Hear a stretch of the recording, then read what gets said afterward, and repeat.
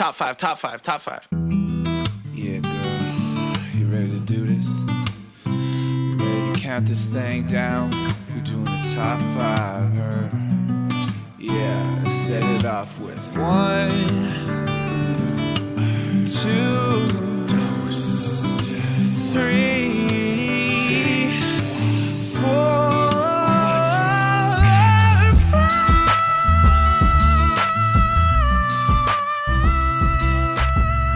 Hello, everyone. Welcome to 2022 and the first episode of Ranked Top 5 List of Stuff That Don't Matter of the Year. And of course, we got to start with a banger.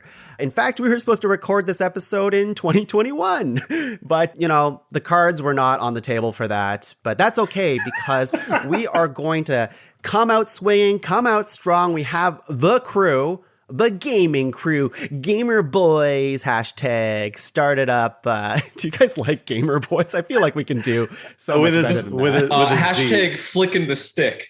Nice. Okay. Nice. All right. What else you got? I'm going up, you're down. Ooh. Okay. Haptic feedback. All right. Well, Angus, we can workshop yours at least. I've been busy. Yeah. It's okay. Everyone, Angus MacDonald, everyone. Welcome back to the show. Hey, that's me. That's me, everybody. You're I'm ready back. to talk about video games. You're excited because it's 2022. Well, I'm excited because it's talking about video games. I'm not that excited because of another year of my life is gone. But yeah. Fair enough. Well, I know the next guest you're going to introduce is very excited for this new year. Well, so returning guest, friend of the show, friend of mine, friend of my show, or our show, I should say, and new father. This guy went and made a new life while we were playing games and doing our goofy make-em-ups. He made a person. Partly. Matthew Whalley. Ladies and gentlemen, Matthew Whalley. Matthew Whalley, hello. How is, It's true. They let me out of the cage. Mm-hmm. They said, bring him back. So how is the life of being a father? Like, the video game of being a father. Is that hard? That's true. It's funny because it literally has its peaks and valleys in terms of gaming only. I'm not going to comment on actually being a father. That's not the focus of this podcast. But in terms father and video gaming, baby firstborn, tons of gaming time. Babies sleep a lot. Yeah. Baby starts to wake up more, and crazy thing, they want to spend time with you. I don't get it. So you lose time. Selfish. But then they go to bed early. So then your partner wants to spend time with you. And then once they go to bed, then it's back to gaming time. So, I figure eventually no one in my family will want to talk to me. I'm betting 36, 37, and then nothing but games, boys. All right. Nice. Okay. Just wait till then, I guess. Yep. Matthew, we have to introduce the final guest, and you can do it. You can do it for us. Our next guest, I only get to talk to him once a year, and that is by contract. Yeah. So I am proud to welcome Ethan Howieson, who has his own good news to share. Ethan. I do. Oh, you're not going to do it for him. Hi, everyone. How's everyone Ethan. doing? Hi, Ethan. How Share are you the doing? good news for the people. Yeah. Share the Good news. Good news. 2021 is over. Woo! Yeah. I got engaged this year. Yeah. It's, I have to say, all of you have grown up so much since I've last sat down virtually with you to talk about video games. Stuck in time, right? It's crazy. You're still in the simulacrum. That's right. And I don't know how to get out, but listen, like Angus, you got married. Matthew, and I'm going back to school. That's even newer. School. Matthew, you're a father. Ethan, you got engaged. I got a PS5. Oh no, that's a big deal. That's a big deal. That's hard. It was hard. Difficult. And not to flex again, but I got an OLED Switch, which is less of a flex. I should have opened with that, then PS5. Yeah. But I got both, baby. My favorite part of the year was when Tuong got the OLED Switch and then had to show it to everyone and kind of explain that it wasn't actually a frivolous purchase. It was like a good upgrade. And I remember being like the most on board for it. I was like, yeah, man, go for it. It's an upgrade. It's cool. You seem like you're like, yeah. And it's actually like, it's better. The only thing was the plastic. What was it? The case plastic in the back. The dock is just a piece of shit. The dock's not as good. It looks but other than that, it looks nice. Yeah, it looks cooler. But the dock, it just kind of falls apart in your hands, and it's really weird. I remember that. But the screen, that's a beauty screen. Maybe we played some games on it. Great kickstand I gotta say. I never use. So I have not been playing my Switch much this year. The dock so shitty is they want you to hold it. Like, why are you docking this? Yeah. The whole point of it is the OLED screen. Well, if they wanted you to do that, then they should have made it more ergonomic to hold. Because I really find the Nintendo Switch to hold for more than like half an hour annoying. So I've got one of these rubber cases for mine, and it gives it a bit of like a butt. You know what I mean? Like you know how controllers, there's like Nintendo butt. Okay. Yeah, it gives it like a Nintendo butt. Whereas like the back of the Switch is just like flat. It's just flat, and there's like, I don't know, your hands just become these like clamps on it. But like I've got this rubber thing. I regret using the word butt to describe it, but it is the best way to describe it. It gives it this like this back that you can kind of hold on to a bit more like a regular controller. I'm a bit more of a gambling man. I'll start this off with, I like to take baths. I'm a bather, right? Okay. I didn't know this about you. And I like to play my Switch in the bath, but I don't have a butt to grasp on my Switch. So I'm just like precariously resting my fingers on those little perches they got on the back of the controllers, and I just, if it goes in the bathtub, it's in the bathtub. And then I imagine I'll die from being electrocuted. Wow. Yeah. That's bold. That's really good. That's why I don't take baths. I'm too afraid to ruin my consoles. Let's talk about video games. We're here to talk about like this pod. I always look forward to doing this podcast because it's a great excuse to play a shit ton of video games. Now, for the people at home who don't know, we were actually supposed to record this like 2 weeks ago over the Christmas break. We're going to do it in person. I don't know if you heard about this pandemic thing, but it kind of ruined our plans. But honestly, it kind of allowed me to play 3 extra games. One of them, which has become a big favorite of mine. So, really? I will talk about that a little later. But no joke. The night before we were supposed to record, I started playing a new game, and I was like, "Oh wow, I'm glad I started playing this because it's now one of my nominations." So perfect. Yeah. But we've been doing Game of the Year podcasts in the Pod Cavern for a couple of years now, a few years, a handful, like 4 now, 5. I don't. Probably like 4. Like this is our 3rd one with this group. I feel with like this group. Ethan, you've been part of all of them at this point. Yeah, I have been. Yeah, I think I jumped on 2018, which was a mighty game, a year for games. That was like Spider-Man and God of War and Red Dead 2. Wow. Yeah, and I'm happy to report that we finally get paid to review games in the Pod Cavern. We were sent a bunch of games, bunch of money. I was supposed to send it for the rest of the crew. Yeah, wait. I didn't actually get it. Hold on. What are you saying, man? I'm afraid that I spent it all on NFTs. An OLED Switch. The monkey NFTs. Yeah, the board yacht monkey. Gotcha. The Meta Sharks, and I lost a lot of money, and I'm sorry for it. So easy come, easy go. That's right. If you guys didn't see the money, then it's fine, right? Like it's okay. Exactly. Never touched your hands, just like NFTs. No. Okay, let's talk about this year in gaming. I'm gonna do like a broad overview of like what happened, I guess, like that. And I'd love to hear your guys' opinion, but let's start with like how you felt about the year itself. For myself, I thought the year was like pretty slow, and I'm like, man, the pandemic's really hit in a lot of studios, a lot of games. I'm not sure if we're gonna even have a podcast this year. And then all of a sudden, towards the end, I'm like, holy fuck, there's a lot of games that came out.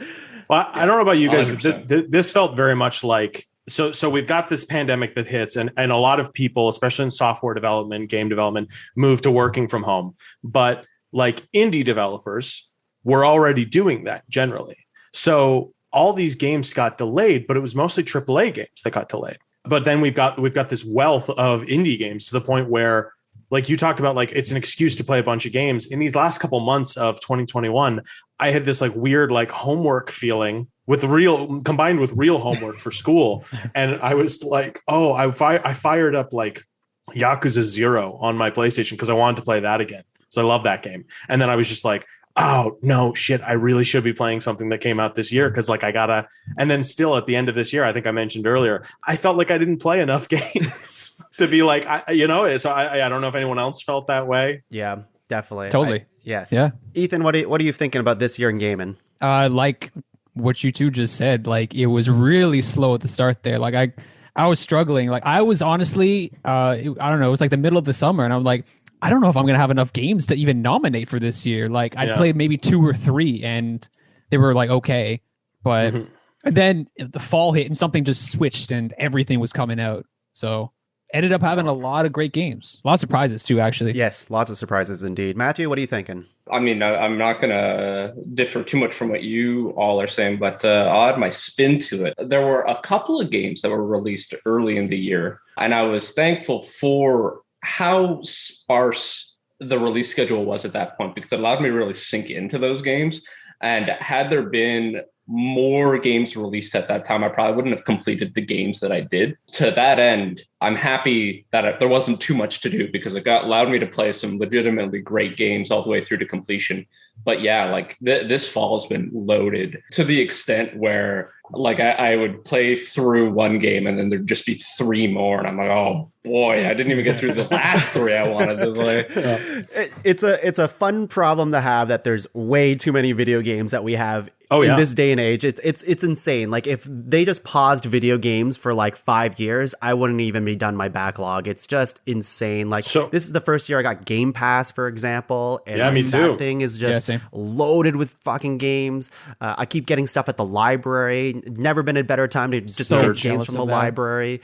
I started Final Fantasy 14, for example, online. Like it was just going to what Matthew was saying, like it was a good excuse at the beginning of the year to dive into like really long games like Yakuza. Like I played Yakuza Like a Dragon that came out last year, that's a long ass game, and I wouldn't have played it unless like towards the end of the year, because it's always just like I'd much prefer to play 8 to 10 hour games towards this final stretch than like another 40 to 60 hour game, you know? I think that's going to come up a lot tonight in just terms of like, this game was like a nice experience, you know, it didn't, gone. I feel like are the days of like, I hope, of games like overstaying their welcome, to the point where like I picked up like Assassin's Creed Valhalla on my PS5 for like, it was on sale. It was like super low on sale one day. So I was like, I'll pick it up and start playing it.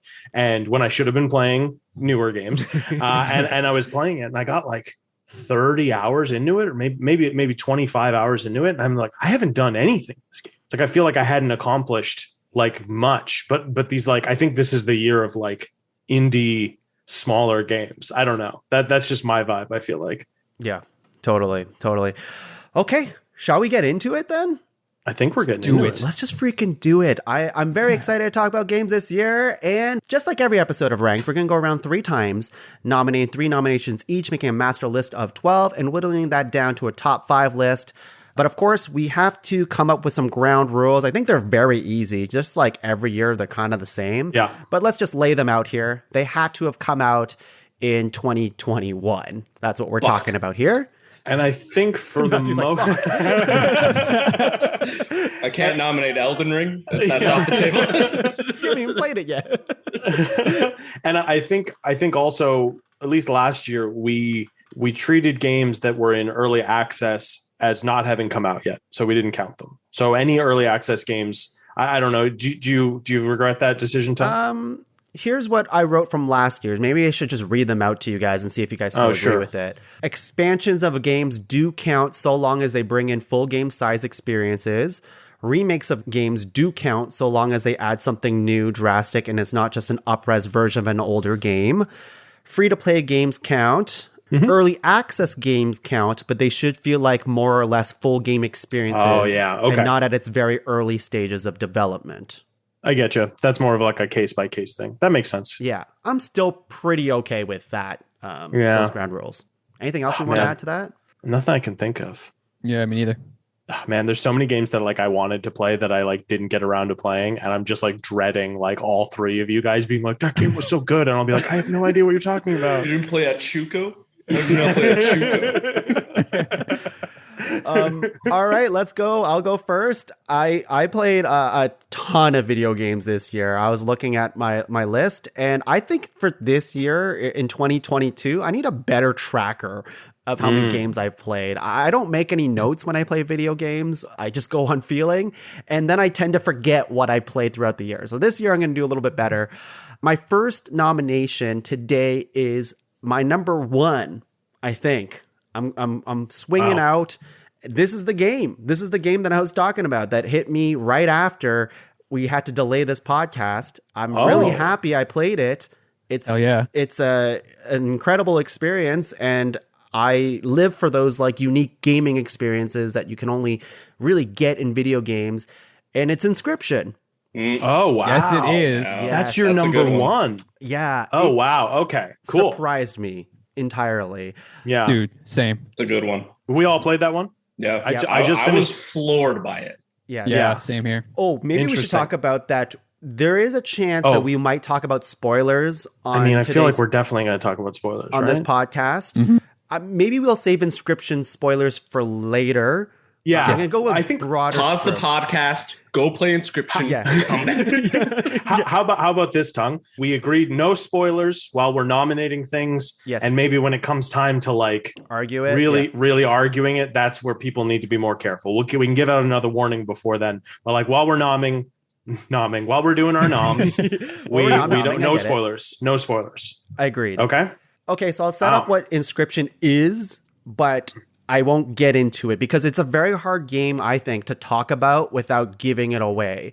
And Yes. if you Agreed. just tell somebody the twists and turns and the surprises in the game, I think it would really take away from the magic of experiencing it. And on its surface, it is essentially a deck building game, card battler game / escape room game, I guess, puzzle solving game. And it is just so moody. The music just is so grungy and gross and like not in a bad way, but like No. it really sucks you into like their worlds. And I'm a big sucker for card games in general. Like I love Magic the Gathering. I love huge Yu-Gi-Oh guy. Love it. Wow. It's like Matthew and I play Magic the Gathering, and I've never talked to you about this. This is wild. Love it. Yeah. Love it. Well, you guys can't see Tongue at the moment, but he has Yu-Gi-Oh Yeah, hands. he's got one of the dual He's discs? got one of the dual blade things on the arm. It's Well, called a dual actually- disc, Angus. But it's not disc shaped. It's Is that called a really dual- what it's called? It's called a dual disc. I Wow. made one out of Okay. cardboard when I was younger. Oh wow! I put the cards on the thing and it fell out because it's Mm-hmm. So cardboard. on the And playground, surprisingly relevant to Inscription. Yeah, it is surprisingly relevant. So on the playground when I was a kid, I used to play Magic cards, but there was one kid older than me who played Yu-Gi-Oh, and he had a cardboard like that, like pyramid necklace thing that the bad guy with one of the characters wore. Yeah, the Millennium And- Puzzle, right? The Millennium Yes, Puzzle. Millennium Puzzle. There it is. And he wore that around like all the time. And I was That's- like, and I was younger than him, and I was like, that guy's a fucking loser. And now you look back on that and you're like, wow, that guy fucks. Yeah. Oh yeah, probably. Oh, I said he's a loser, and then like a gust came by and blew like my 80 card poorly made Magic the Gathering deck away. So you know, you this looked is at him and you got sent to the Shadow Realm or something. yeah, like that. pretty much. Yeah. Yeah. Yeah, again, it's really hard to talk about this game without Very hard, giving it yeah. away. So I'll probably move on just because I want to get into it later. But I will say, like, this game features some of the best like FMV I've ever seen. Yes. And it also it makes you curious as to what is happening in this game. Like I said, it is a card game, a deck builder, but there's so much more to it. And it made me want to keep playing it to see what was going to happen next and unravel the world of Inscription. But Yeah, I was the actually mystery. having a lot of fun just doing the regular deck building stuff. Every match was so quick. And I found like the strategies that you have to implement during this like kind of like simpler type of card game. There was a lot of like nuance and variations that you can have within your own deck, but it also rewarded you for being a little bit more like ballsy as well. Like you have to make like a big move. Otherwise your next turn, it can all go sideways. And I really appreciated about that. Yeah. Nice. Yeah. Anything else you guys want to say about Inscription before we move on? Good game. We touched on its atmosphere, but like the visual style in that game is phenomenal. Well, I'm sure we'll revisit that at a later point. We're going to be, I assume we're Yeah. all going to be stoked about Inscription later. I won't lie, Tongue. I'm very surprised that that's your number one pick, though. Same, actually. I'm kind of shocked. Yeah. Because I thought my first nomination was going to be your number one pick. It I would thought you were going to take it from me. Stop titillating us, Angus. Yeah. Well, Fucking do drop it. that It's time. deuce. Do It's it. time. Inscription's great and all. It's not in my top three, but close. But I will say this game, I was so sure that this was going to be Tongue's number one. This was a game that Tongue and another friend of the show persuaded me to play. And I played it. And I think it's one of my, I think it's my favorite video game all year. and it's a game called It Takes Two. Did anyone besides Tongue and I play this? Did you guys get a chance to play this one at all? Tongue tried to, well, he has been all year trying to get me to play it. I have not played it. Okay. Ethan doesn't have friends because with this game, you have to have a second friend play with you. That's the hard barrier for entry, but there's a couple pros. So actually, Ethan, does your fiance play video games? She does like occasionally, like there's go spurts and stuff like that. But this is 100% a game you should play with them. 100%. If they've got like a cursory knowledge of video games, that's enough for them to play this game. So just a brief summary of the game. It's a cooperative game that has to be played co-op. So you cannot play it single player, hence the name It Takes Two. It's from that studio that made Brothers and Tale of Two Sons. They make a lot of co-op games. That's kind of their thing. A Way Out, which Tongue and Leslie did not give us glowing reviews for. It sucks. So it sucks. The thing that I kept coming back to with It Takes Two was how the gameplay fed into the theme of the game and the story of the game and the mechanics and all that stuff. So last year, I remember talking to you guys about The Last of Us 2. And we had mixed feelings about it. Like, it's very well made and it's a good game and stuff like that. But there's this disconnect, not to drudge up an old term, but like ludonarrative dissonance and stuff like that, where it's like the game is trying to teach you about forgiveness, and yet it forces you to enact heinous acts of violence on other people. And then it's like, oh, you shouldn't have done that. But even though we made you do that kind of thing. This game is about working together. That's the story. That's the plot. That's the thesis is can two people who are fighting put their differences aside and work together. And that's exactly what the gameplay is constantly working towards. Almost every single challenge in the game needs both of you working in unison to complete it. And Tongue can attest to this. This is one of those games that just keeps going and you think it's going to end. Now I mentioned earlier games overstaying their welcome. This was not one of them, but I was blown away by this game and how constantly I was like, oh, okay, it's going to wrap up soon. This is an indie game. It's lower budget. It's not AAA. It's going to wrap up soon. And then my wife and I were playing it, and it would go slightly further. And we're like, oh, this is great. And it's got fun boss fights, and like every area has like totally different mechanics. And the best part is you play as a couple, like a husband and wife who are having like they're getting divorced. That's the plot of the game, and they get turned into toys, and they need to find a way to get themselves. Their daughter casts a sad spell on them or something like that, and they turn into toys. I'm not doing a very good job selling it. Trust me, it's very touching and it's very good, and it deserves to be like a Pixar movie or something like, or maybe not Pixar, but it deserves to be like an animated film. But the two characters, both players, have different abilities. There are things that you can do that your partner cannot do. And that's always been that. I love that kind of thing in a cooperative game. It doesn't really feel great if it's one of those things where it's like, oh, Matthew and I are playing this game together and he doesn't know what he's supposed to do, but I know what I'm supposed to do. So I'm just going to go over and do it for him. You can't do that in this game. You need to communicate and you need to work together. And then the other bonus I will say is if you're playing with a friend, only one of you needs to own the game.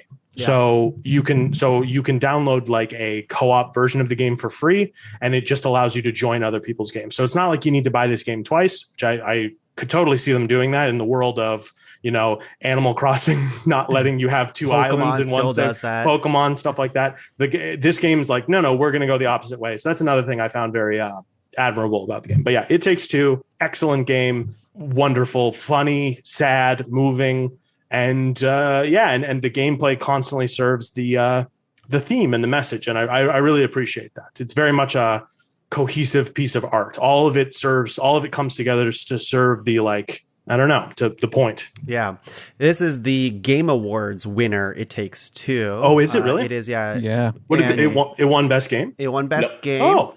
Yeah. I didn't know that. I didn't watch the Game Awards. I have lots to say about it, but maybe we'll save it. Like, Angus, you hit a bunch of points that I would have said too. I do have other things I want to add, but I think I'll save it for when we argue about it more in the second half. So let's move on for Matthew. What do you got as your first nomination? So I like hard games. That's kind of my thing. I mentioned earlier wanting to play Elden Ring on my radar. Haven't played it. Can't nominate. Those are the rules. Instead, I'm going to nominate. I'm going to nominate Returnal. I forgot this one came out this year, and I was looking at lists yesterday, and I was like, wait, I thought it came out last year. So this was a game. This was the game I was alluding to in my statement earlier, where I was like, it gave me not having too many games let me sink into a game more. Returnal was one of them because the game is hard.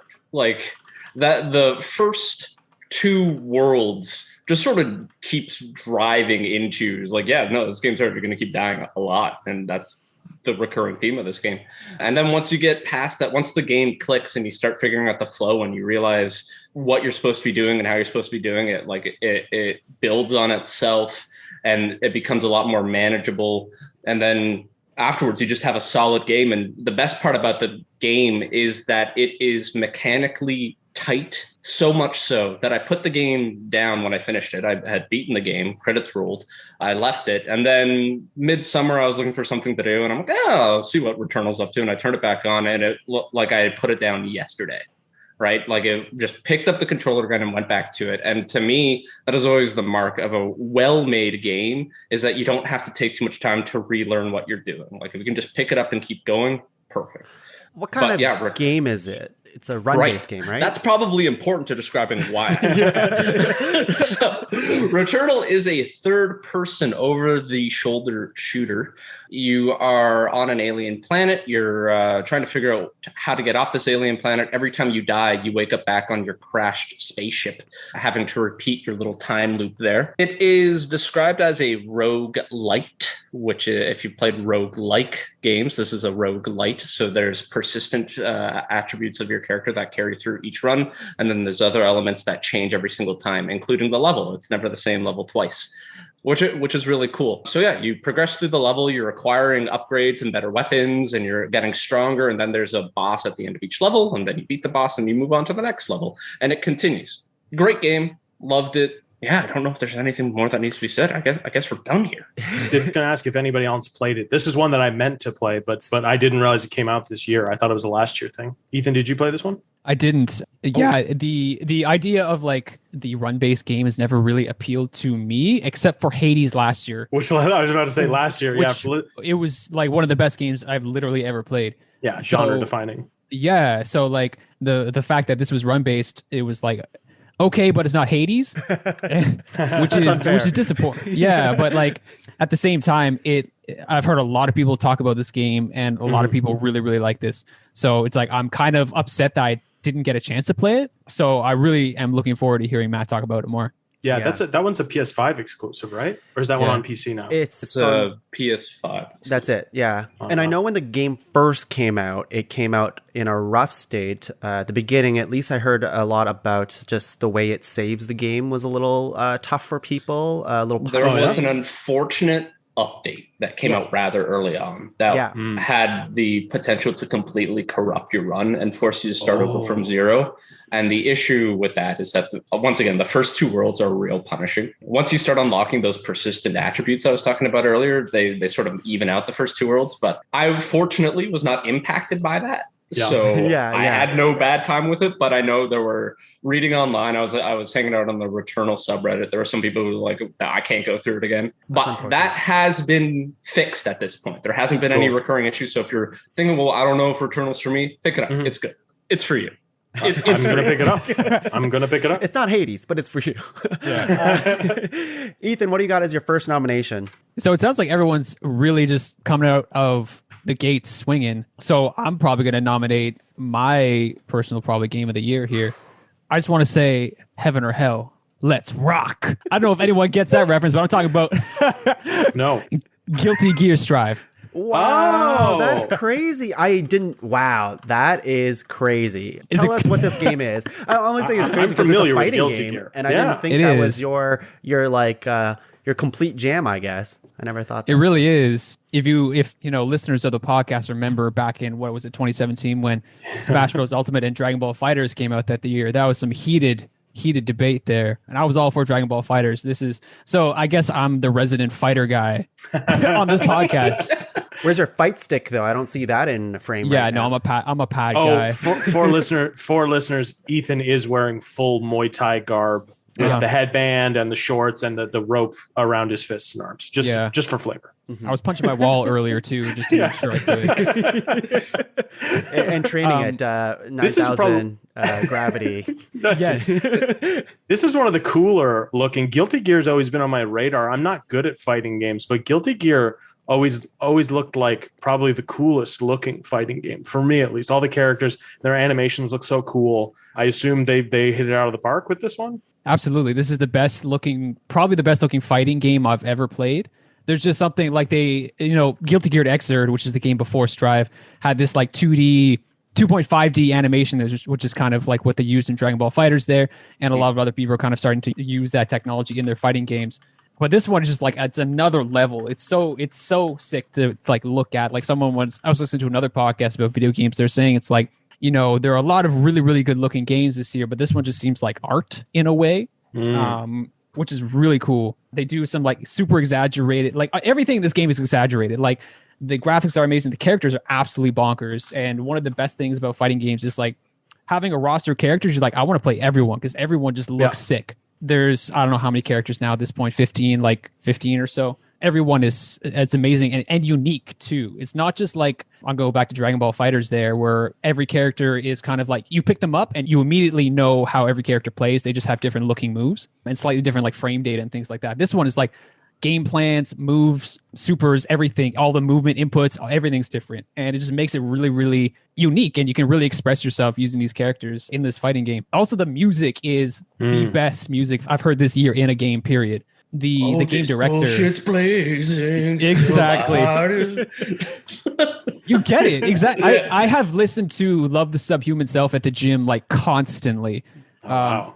And like, I don't know the titles of video game songs, but I know like Disaster of Passion, I know Hellfire, I know Smell of the Game, I know Roar of the Spark, like all these character themes. It's fantastic. Like you could have said Dice anything and I would have believed you. Like just, yeah, right. Like, yo, omelette du fromage, that was amazing, that one. I think I actually don't know that many like songs from video games besides the famous ones, except for Persona 5, which had my favorite soundtrack. So like I think I get it. I think I get what you mean. Did anybody else play this one? I did not. I followed this game closely. I do like fighting games. I didn't pick this one up, but I followed this game closely, and it looks very cool. It looks like it's dripping with style. I heard from reviewers that it was interesting because it is a fighting game with depth, but it still makes it accessible. It has some intuitive tools that make it more friendly to newcomers so that they're not just going to get blown out by a veteran. They can at least try and make an honest attempt at it. That aside for a moment, it's interesting that Ethan said that he's not a fan of run-based games, because I would argue fighting games are the run-based game. Interesting. Every fight, a new fight. That's right. No run is the same. That's true. Yeah. I mean, we can have that conversation. But no persistent skills besides your own, I guess. Just the one, exactly. Just the you ones. gain knowledge every time you fight. That's so true. that is persistent. Well, you're making an argument for Matthew. All right. Okay, interesting. Okay, all right. Let's go to round two, everyone. Round two. Wow, this is round one swinging. It's really good. Yeah. It's really good. And I really dread having to bring this one up as my second nomination. But I'm going to talk about Metroid Dread. Okay. No. Okay. He dreaded bringing it up. Do you get it? Thank you. Thank you, Matt. I didn't catch that one. Thank you. Let's just sit on that for a little longer because I really worked hard. Been waiting for it all day to say it. Okay. And only Matthew got it. So yeah, well, feels good. I was dreading that joke. Yeah. Thank you. It's pretty good, Ethan. I'm on Metroids. No, I got it. My doctor gave me a cream for my Metroids. Okay, so Metroid Dread has been 15 years in the making. I'll be honest with you, I am not a huge Metroid person, like the actual game itself. Like I've played, I think the Metroid Zero or like one of the first Metroids, and I haven't really touched the other ones. Even the 3DS one that came out, the Samus Returns one, I never played that one. And Samus as a character, I've always thought was cool, like in Smash Brothers and things like that. But the actual Metroid games, like really rarely have actually played them. I played a lot of Metroidvania games, Metroid games or Metroid / Castlevania games. And, you're going through like this 2D space that you have to go from room to room and using the abilities that you find to unlock new rooms and using some backtracking and all this other stuff. And I love those types of games. So when Nintendo finally, out of the blue, said we're going to make a Metroid 2D game and then release it like 3 months later, I was surprised because they really kept that a secret. So there was a lot of hype behind this game just from Metroid fans. And I'm like, maybe it's a time for me to like really like dive in. I really like Metroidvania games, so I should probably like this one, right? And the answer was yes. Like I really enjoyed this game. And I was shocked in the way that these types of games have been made so many times at this point. And I was trying to think, like, how is Nintendo going to top those experiences that I've had with these types of games? And I was just really, really shocked that how much I really liked it. And it really came down to the tight gameplay of Metroid Dread and roaming around. Like you can really zip through that map. You can just fly through it, just jump. And like every control feels very precise. Now there is an argument to be made that you have to press a lot of buttons to make things work in that game. Like you're kind of holding down like 3 buttons at once to like shoot and stuff like that, which can be hard. I understand that, but that's another thing. If you like hard games and punishing games, this game is surprisingly difficult. Agreed. Yeah. Holy shit. Okay, so Matthew, you've also played it, and I know, Ethan, you played it too, right? I did, yep. Before I pass it off to you guys, the big thing about this game is the ideas of these robot-like creatures called Emmys. They're robots, and they're like Terminators, or they're like the Mr. X from Resident Evil 2. There's this enemy that's just chasing you, and they're scary. There's like zones in this game that you have to like avoid them, and if they get you, you have like split-second timing to counter them, and if you don't get it, you die. But the game like refreshes you very quickly, so anytime you do die, it really is good at popping you back in the action, so it doesn't feel like there's a huge load screen to like do that encounter again. You just get to do it again, and I really appreciate the quickness of this game. Matthew, Ethan, what do you think about Metroid Dread? I am a Metroid fiend. This is no exaggeration. To date, Metroid Fusion is one of my most beloved games I've ever played. Metroid Fusion being the precursor to Dread. So to play Dread was great. At first, I was not sold on it. Like the fact that I had to learn how to counter and that like you had to use a lot more of these like combat gimmicks, I'll call them, like where you had to like slide underneath monsters, and I wasn't using my morph ball to do that. I was like doing this separate movement where I'm navigating on that lower plane. I'm like, this is it, Metroid. And like my old curmudgeonly face was coming out, and then like I beat the first like boss. I'm like, okay. And then like you get your first big like walloper move. We'll go into it more later. You get your first big walloper move and you take out like this really big bad guy. And I'm like, oh, okay. And then like you do that Metroidvania thing where you get stronger and stronger, and all those old Samus abilities start coming back. You know, like, okay, this is my Metroid. This is my Metroid with a little bit of that extra spice on it, right? They, a little Gouda, sprinkled a little. Yeah, they put a little. What is that? What is that? Am I tasting? It is a super fresh take on a series that has been around for over 2 decades at this point. Like it was an amazing game. Yeah. Ethan, what are you thinking with Metroid? The exact opposite. I really did not like this game, like straight up. Yeah, and you finished it too, I guess? I almost did. You almost did. So you experienced a lot of it. I experienced it right to the last boss. And then I just stopped playing. Because I like got a couple rounds into that last boss and just it discovered that I was just playing this game to play a game, and I was just like going through the motions of it. I was really not enjoying it. I wasn't really like feeling it. You were talking about like, there's been tons and tons of other Metroidvanias that have come out over the years, and this game really didn't bring anything new to the table. It actually almost felt like it was really old in a way. Wow. And so it's kind of unfortunate that I really didn't feel the same way Matt does about this game. There's a ton of stuff that I really just did not like in this game. All right. I'm excited to talk about this in the second half because I have much to say about that. Yeah. I disagree, but I mean, you know, we're being cordial here. We're being cordial. It's okay to be wrong, Ethan. This is definitely one of those games that I fully meant to play, and then just for some reason never got around to buying it. He cancels one of ours. One of ours. Yeah. He's on our side. He'd love it. He's going to be eating the popcorn when we're talking about this. Oh, I can't wait to see. Samus wears red sometimes. Angus loves red. I do love red. I do love red. That's enough for me. Angus, what do you have as your second nomination? Okay. My second nomination is an interesting one for me, at least. I don't think any of you guys have played this game. I don't think so. But I think most of you would like it. This was the game that I started playing the night before we were supposed to record. And in the following weeks, I found myself kind of just coming back to it whenever I had like I wanted to play something, but I didn't want to like, you know, have to fully kind of like commit myself to it. I can kind of play it. I can pause it. I can get up. I could go do some dishes. I can come back. I can listen to a podcast while I'm playing it. And that game is Loop Hero.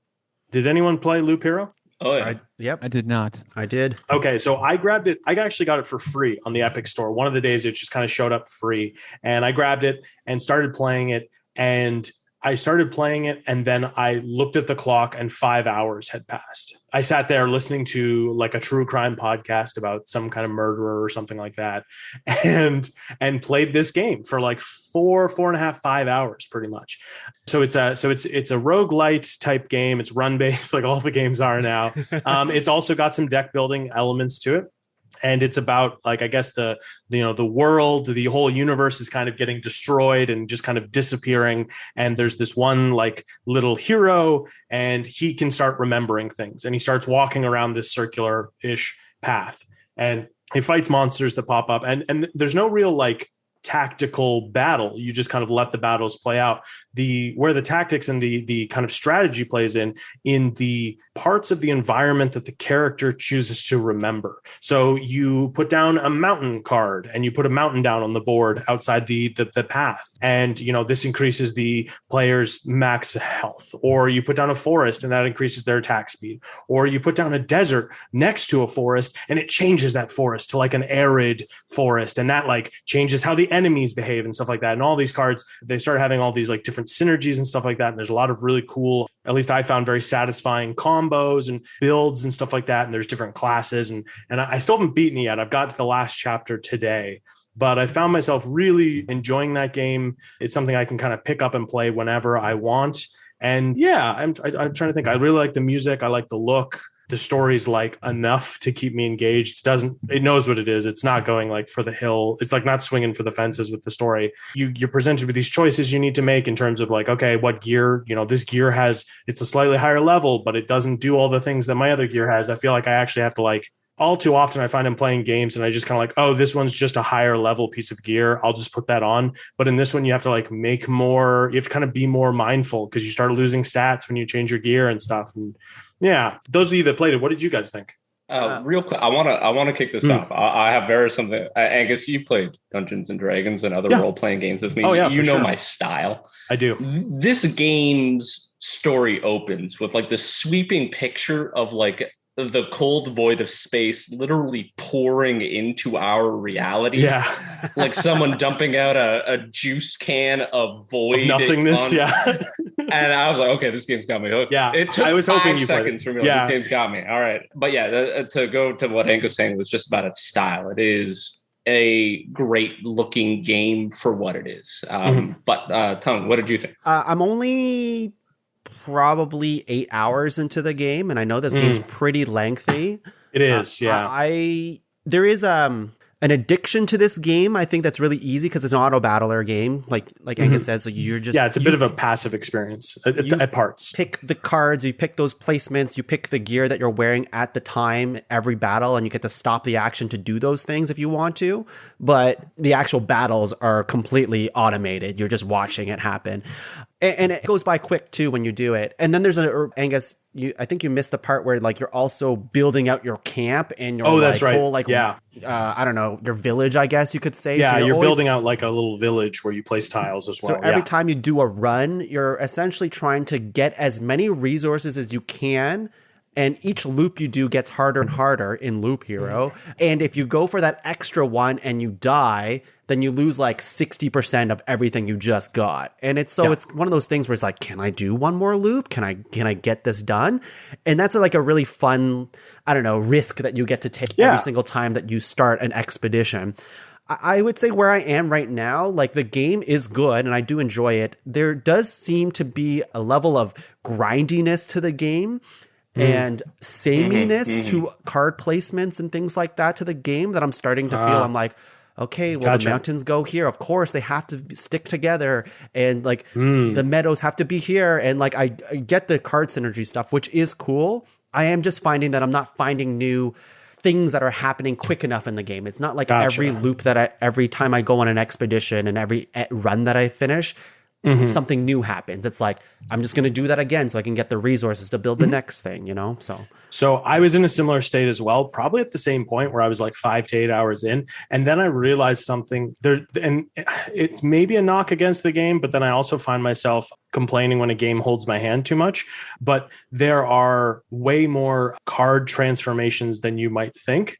In terms of like, like a forest can become like, as far as I'm aware right now, can turn into 2 other different kinds of forests based on what cards you place in certain spots. And you kind of need to you kind of need to experiment a bit more. Yeah. And sometimes you'll see a card change. You're like, wait, why did that change? Which I found I enjoyed because it becomes like a puzzle game at parts, and you're managing risk. And then you're also managing your like pacing, because the boss in each level doesn't show up until you place a certain number of buildings and cards and stuff like that. But also the more buildings and cards you place, the stronger and more numerous the enemies become. So it's less of it's more of like a management type game disguised as like a RPG battle game. But I understand there's an added level to it too, with which class you decide to take into that.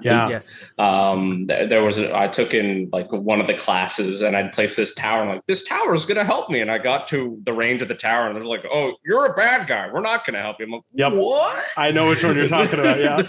And then you learn a very valuable lesson. You're like, oh, okay, this tower behaves differently depending on which class I'm playing. I think it's worth playing. It's very cheap. Like I paid for it on the Switch. It was like $18 or something like that. Interesting. So I really enjoyed the handheld nature of it. And I also like find with this game in particular, I can do 2 runs or even 1 run and be like, yep, that was great. And then I can put it down. I don't have to like binge it like I did at the very beginning. I do enjoy just doing it like piecemeal, just 1 run at a time.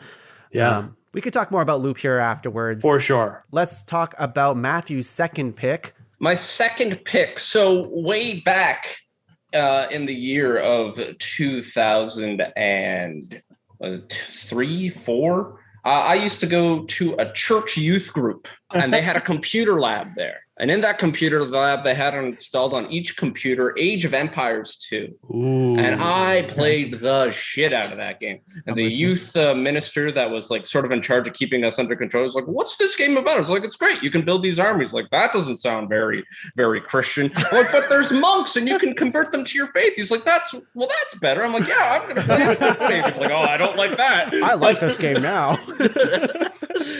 Age of Empires 4 came out this fall. Age of Empires 3, to step away for a moment, Age of Empires 3 changed up the format quite a bit from Age of Empires 2. It was pretty polarizing. Some people loved it. Some people didn't love it so much. Some might even say they hated it. Age of Empires 4 takes it back to its roots being Age of Empires 2. Ignore Age of Empires 1. It takes it back to its roots of Age of Empires 2. And boy, was it worth it. I really enjoyed playing this game. It was like Age of Empires 2's best parts, and then they took those best parts and then they elevated it. One knock against it right off the bat, I know we're not the part where we're like knocking our own nominations, doesn't have as many civilizations as Age of Empires 2 does. Age of Empires 2, if you like load it up on the current enhanced turbo remix edition that's on Steam, has like 20. Way more. There's like 64 like civilizations. Oh my God. That's before ridiculous. You like start modding it. Age of Empires 4 only has, I believe, 10. I think so, yeah. The really cool part about those 10 is that they are all definitely unique. You're playing one, and like one of the civs is you more or less playing like a city builder game. It's like, okay, I have to get these buildings arranged in this way to get the maximum bonus for what I'm doing. And you're not even really that focused on your army that much until you get your city set up. But then a different civ is all like, well, no, you're all concerned about your army. Your army's the people who are building all your stuff. And you're like, oh, that's crazy. So from a gameplay perspective, it is more diverse in what Civ you're playing. There's never a point where I was like, why would I play that Civ? Because this Civ does the same thing, but better. No.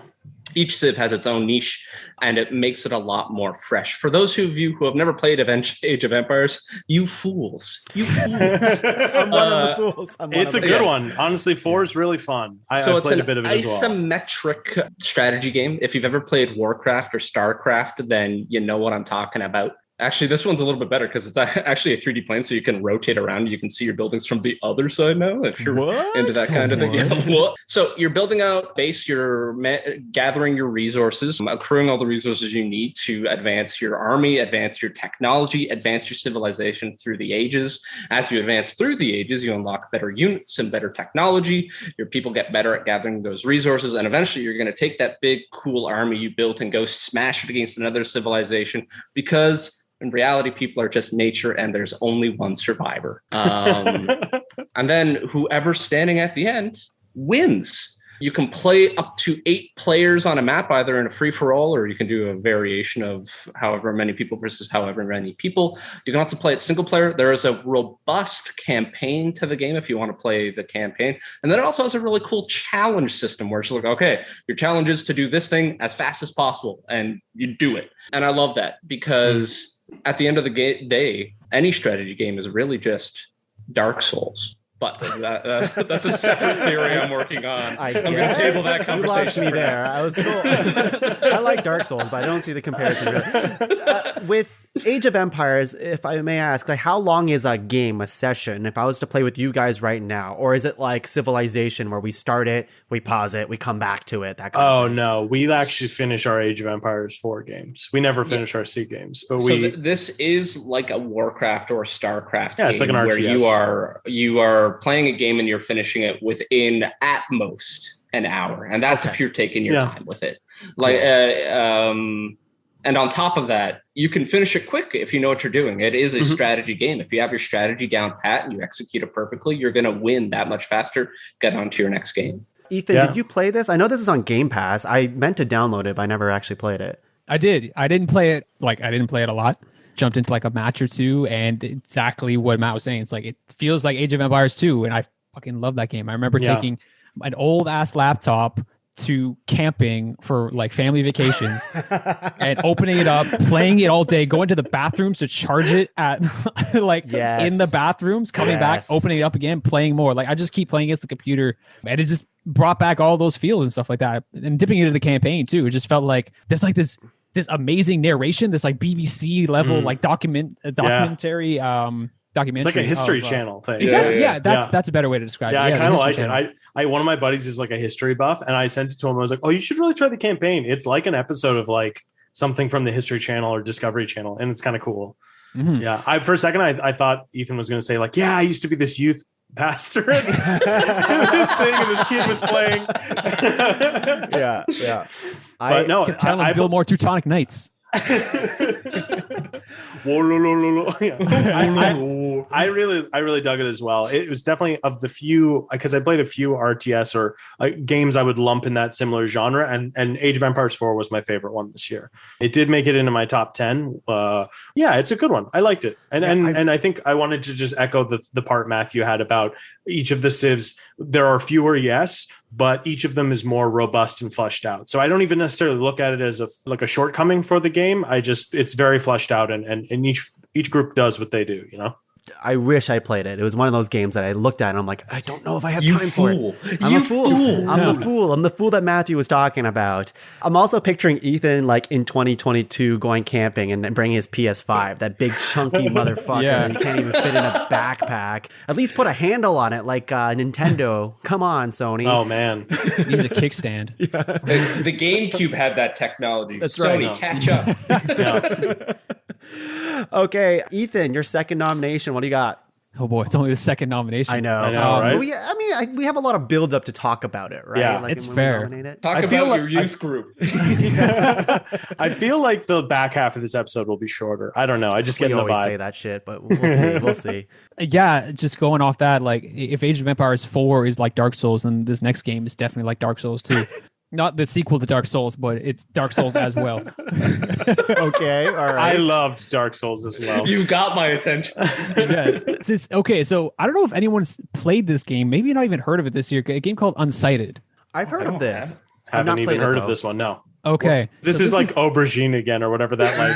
Not Aubergine. Yeah, Return of the Oberdin. Yeah, where I was like, that game sounds amazing. I wish I played it. Sorry. Yeah. So this game it's made by a very small game company. I think they're actually out of Brazil. It's a 2D pixel art kind of action RPG game. So like think of a Zelda like isometric like style to it.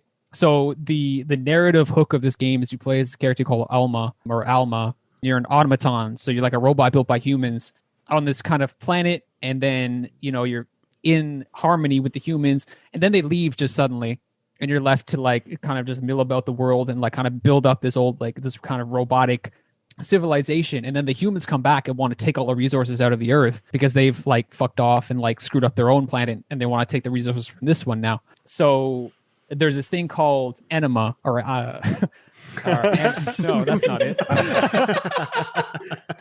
Go on. Yes, anima, I believe. It's like this kind of lifeblood for these automatons, and the humans kind of like destroy or like cut off the lifeblood from these from the robots, the automatons, and all of them are dying. So they don't have this like kind of food or the sustenance anymore. So as Alma, your job is to kind of destroy this thing called the meteor tower and then restore the flow of anima. Or anima. I'm completely butchering that. Before time runs out. So the time-based thing is actually a huge component of this game. So if you think of like Majora's Mask, where you have 3 days to complete this sort of like task, right? This is a spiritual successor to that. So you only have a set amount of time actually to like complete this game before everyone dies and you die as well. So there's like this kind of frantic kind of drive to save as many people as you can and save the world. But the one hook of this game is that like as the main character, in all these other games, like you're going to save everyone at the end of this, but this one is kind of unique in the way that's like you literally cannot save everyone that you meet throughout this game. Oh, cool. There's ways of preserving people's times through this thing called meteor dust. So it's kind of like you go around and you collect from these treasure chests and stuff like that. Meteor dust, you can give it to certain people and kind of extend their time. And it's to your benefit to do this because you can actually get side upgrades and like super power ups for your character if they last a certain amount of time through this kind of like timeline. They're like, oh, I'm busy working on this thing. Come back in like a couple of days. But if they die, then you can't get that item. So you kind of have to plan out who you give this meteor dust to. I should also say this game has hella systems in it. There's like this calendar timeline sort of system. There's a crafting system, a stamina, parrying, active reload. Damn. There's like these chip upgrades, like upgrading your character. There's something called cogs, which is like a temporary character upgrade. It sounds very overwhelming, but it's really not. It takes a little bit to get it used to, but I think that's every kind of game, every new game you get, right? And it eventually flows really, really well. And actually, there's a variety of weapons too to choose from, so you can really customize the way you like playing this game. I will say the combat is kind of difficult to start with. It does have that Dark Souls-esque like stamina system, parrying system too, but there was a moment in the game that just clicked, and then I was just like flying through, just killing shit, having a blast. Like it feels good to hit stuff in this game. There's like a really solid like clunk or like a clash sound whenever you hit the enemies. I had a lot of fun with this game. At first it was like a little slow, but then I don't know, it just took off with me. And then I was playing it like 2 or 3 hours at a time and just had a blast. I'm looking at I was style. Googling it. Oh yeah, it looks really cool. It looks really cool. And on Steam it says it's a top-down action game with Metroidvania and Souls trappings. So it tickles my fancy. Oh, Matthew just left. And he's it's funny. I didn't recognize it by the name when he said it, but I watched the YouTube. I watched the YouTubes, and there's a channel I like to watch where they play a lot of Souls-like games, and this is actually one they brought up, and it looked interesting when I saw it. And that timeline mechanic, it was when he mentioned the timeline mechanic, I'm like, oh, he's talking about that game. It looked really cool, like because you can literally see the timer next to their name. Yeah. And like Yeah, a sense of panic when you go and meet someone, and like they have like however many days left. You're like, okay, so but then you go and meet them like after beating a dungeon, stuff like that. It's like you have 1 day or 1 hour left. Like, oh fuck, they're gonna die. Like, what's I gonna have happen? to say that was the part that hooked me the most with your kind of pitch of the game, was that like it's impossible to save everybody, because like there's all these games where it's like, well, you gotta, and it's possible for your friends to die, but like it's pretty easy and straightforward to like get like the perfect ending where you save everybody. And I find like that can generally kill like replay value, but this already sounds like something I'd maybe want to take another crack at it and see how it unfolds in a different way. Is it it like makes sense it would resonate with you, Angus, because you weren't able to save everybody. No, God, if only I had been faster, Yeah. Is it like Fire Emblem in that way, Ethan? That like when they're dead, but like do you also like get like super attached to these characters, and then when they go, you're like, because like I would say in Fire Emblem and those types of games for me, XCOM, for example, I do my best to do it the way it's meant to be, but I get so attached to these virtual video game characters that I'm like, nope, the game fucked me here. It's not fair. I'm going to reboot, restart the save. So I save them. Can you do that in this? No, you can't just like game the system and like get everyone back. Well, you might be able to. There is a way to like to actually turn off the timeline stuff. So if that really stresses you out playing this game, then you can just turn that off, and it's like it's super generous. I think there's still a time mechanic, but it's just like it's super generous. Like you'll be fine. Yeah. Okay. In terms of like getting attached to these characters, like for me personally, I wasn't like super attached. I'd be off like just having fun playing the combat and doing these dungeons and killing the bosses and the enemies and stuff like that, and come back like, oh, I need to upgrade my stuff. And there's some like just kind of like buttoning through the dialogue for some of these characters, like whatever, just give me the upgrade. But I kind of did that in a way because I knew I wouldn't be able to save everyone early on in the game. They kind of say, they give this kind of like character. Yeah, exactly. It's like, don't get it. Don't really get I wish I had done that. Yeah. There's like a grandma robot who dies first off. Like, so it's really just like kind of disheartening. You're like, okay, I'm not gonna be able to save everyone because, they have so little time sometimes. So I kind of just picked favorites and be like, okay, I'm going to give all my meteor dust to these 2 or these 3 characters because I'm like, I want them to live. But if those guys died, did you just feel sad and you just kept going, or did you restart for those guys? So luckily, those ones didn't die in my playthrough. Nice. Yeah, other people did, though. It sounds like you got to settle down and pick just a few people maybe, but I like that. That sounds really cool. Yeah. I'll also say there's a point, like your character can also die if you run out of time, but once you get like under 99 hours in-game, not in-game, but like the game's time, you unlock some other character who's like, hey, I can give you more time, but you have to kill a person you met to get their time. That's cool. Wow, that's time vampire. It's crazy. It's so good. I'm very intrigued with this game. Yeah, me too. I think what did I've you play heard it on? Before, but Switch. It's on the Switch? It's on I'm gonna everything, have to pick that apparently. up. I'm just taking a look. It's on everything. So Yeah. cool. Let's go into our third round. Wow. I know. We're only under. Wow. This is the final round. This is a big deal. Oh my God. There's a lot of games. It's tough, guys. There's a lot of games. I'm going to go with my top 3 because it hasn't been said yet. Or that's not true. It Takes Two was in my top 3.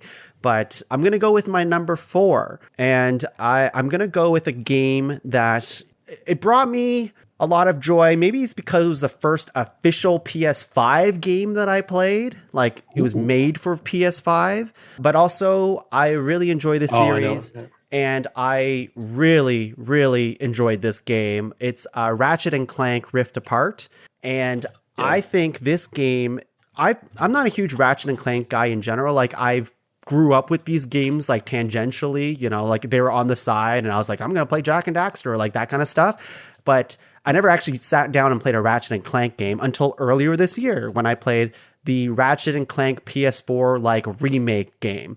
And when I played that game, I was like, this is fun. It's like a Pixar movie, whatever. It was free on PlayStation. And it was like a 3D shooter action game with like beautiful, again, like Pixar like visuals and storytelling. It's very childlike wonder type of stuff going on screen and very colorful and super pretty. But anyways, when I played it, I was like, that was a really decent game. But there was something about the gameplay mechanics that never completely like hooked me. Like it was like clunky enough and showed its age in a way that I was like I had a good time, but like I wouldn't like super say it was that fun to play. But Ratchet and Clank Rift Apart, I would argue, just takes everything to a new level in terms of like tightness of gameplay. I really appreciate that in games.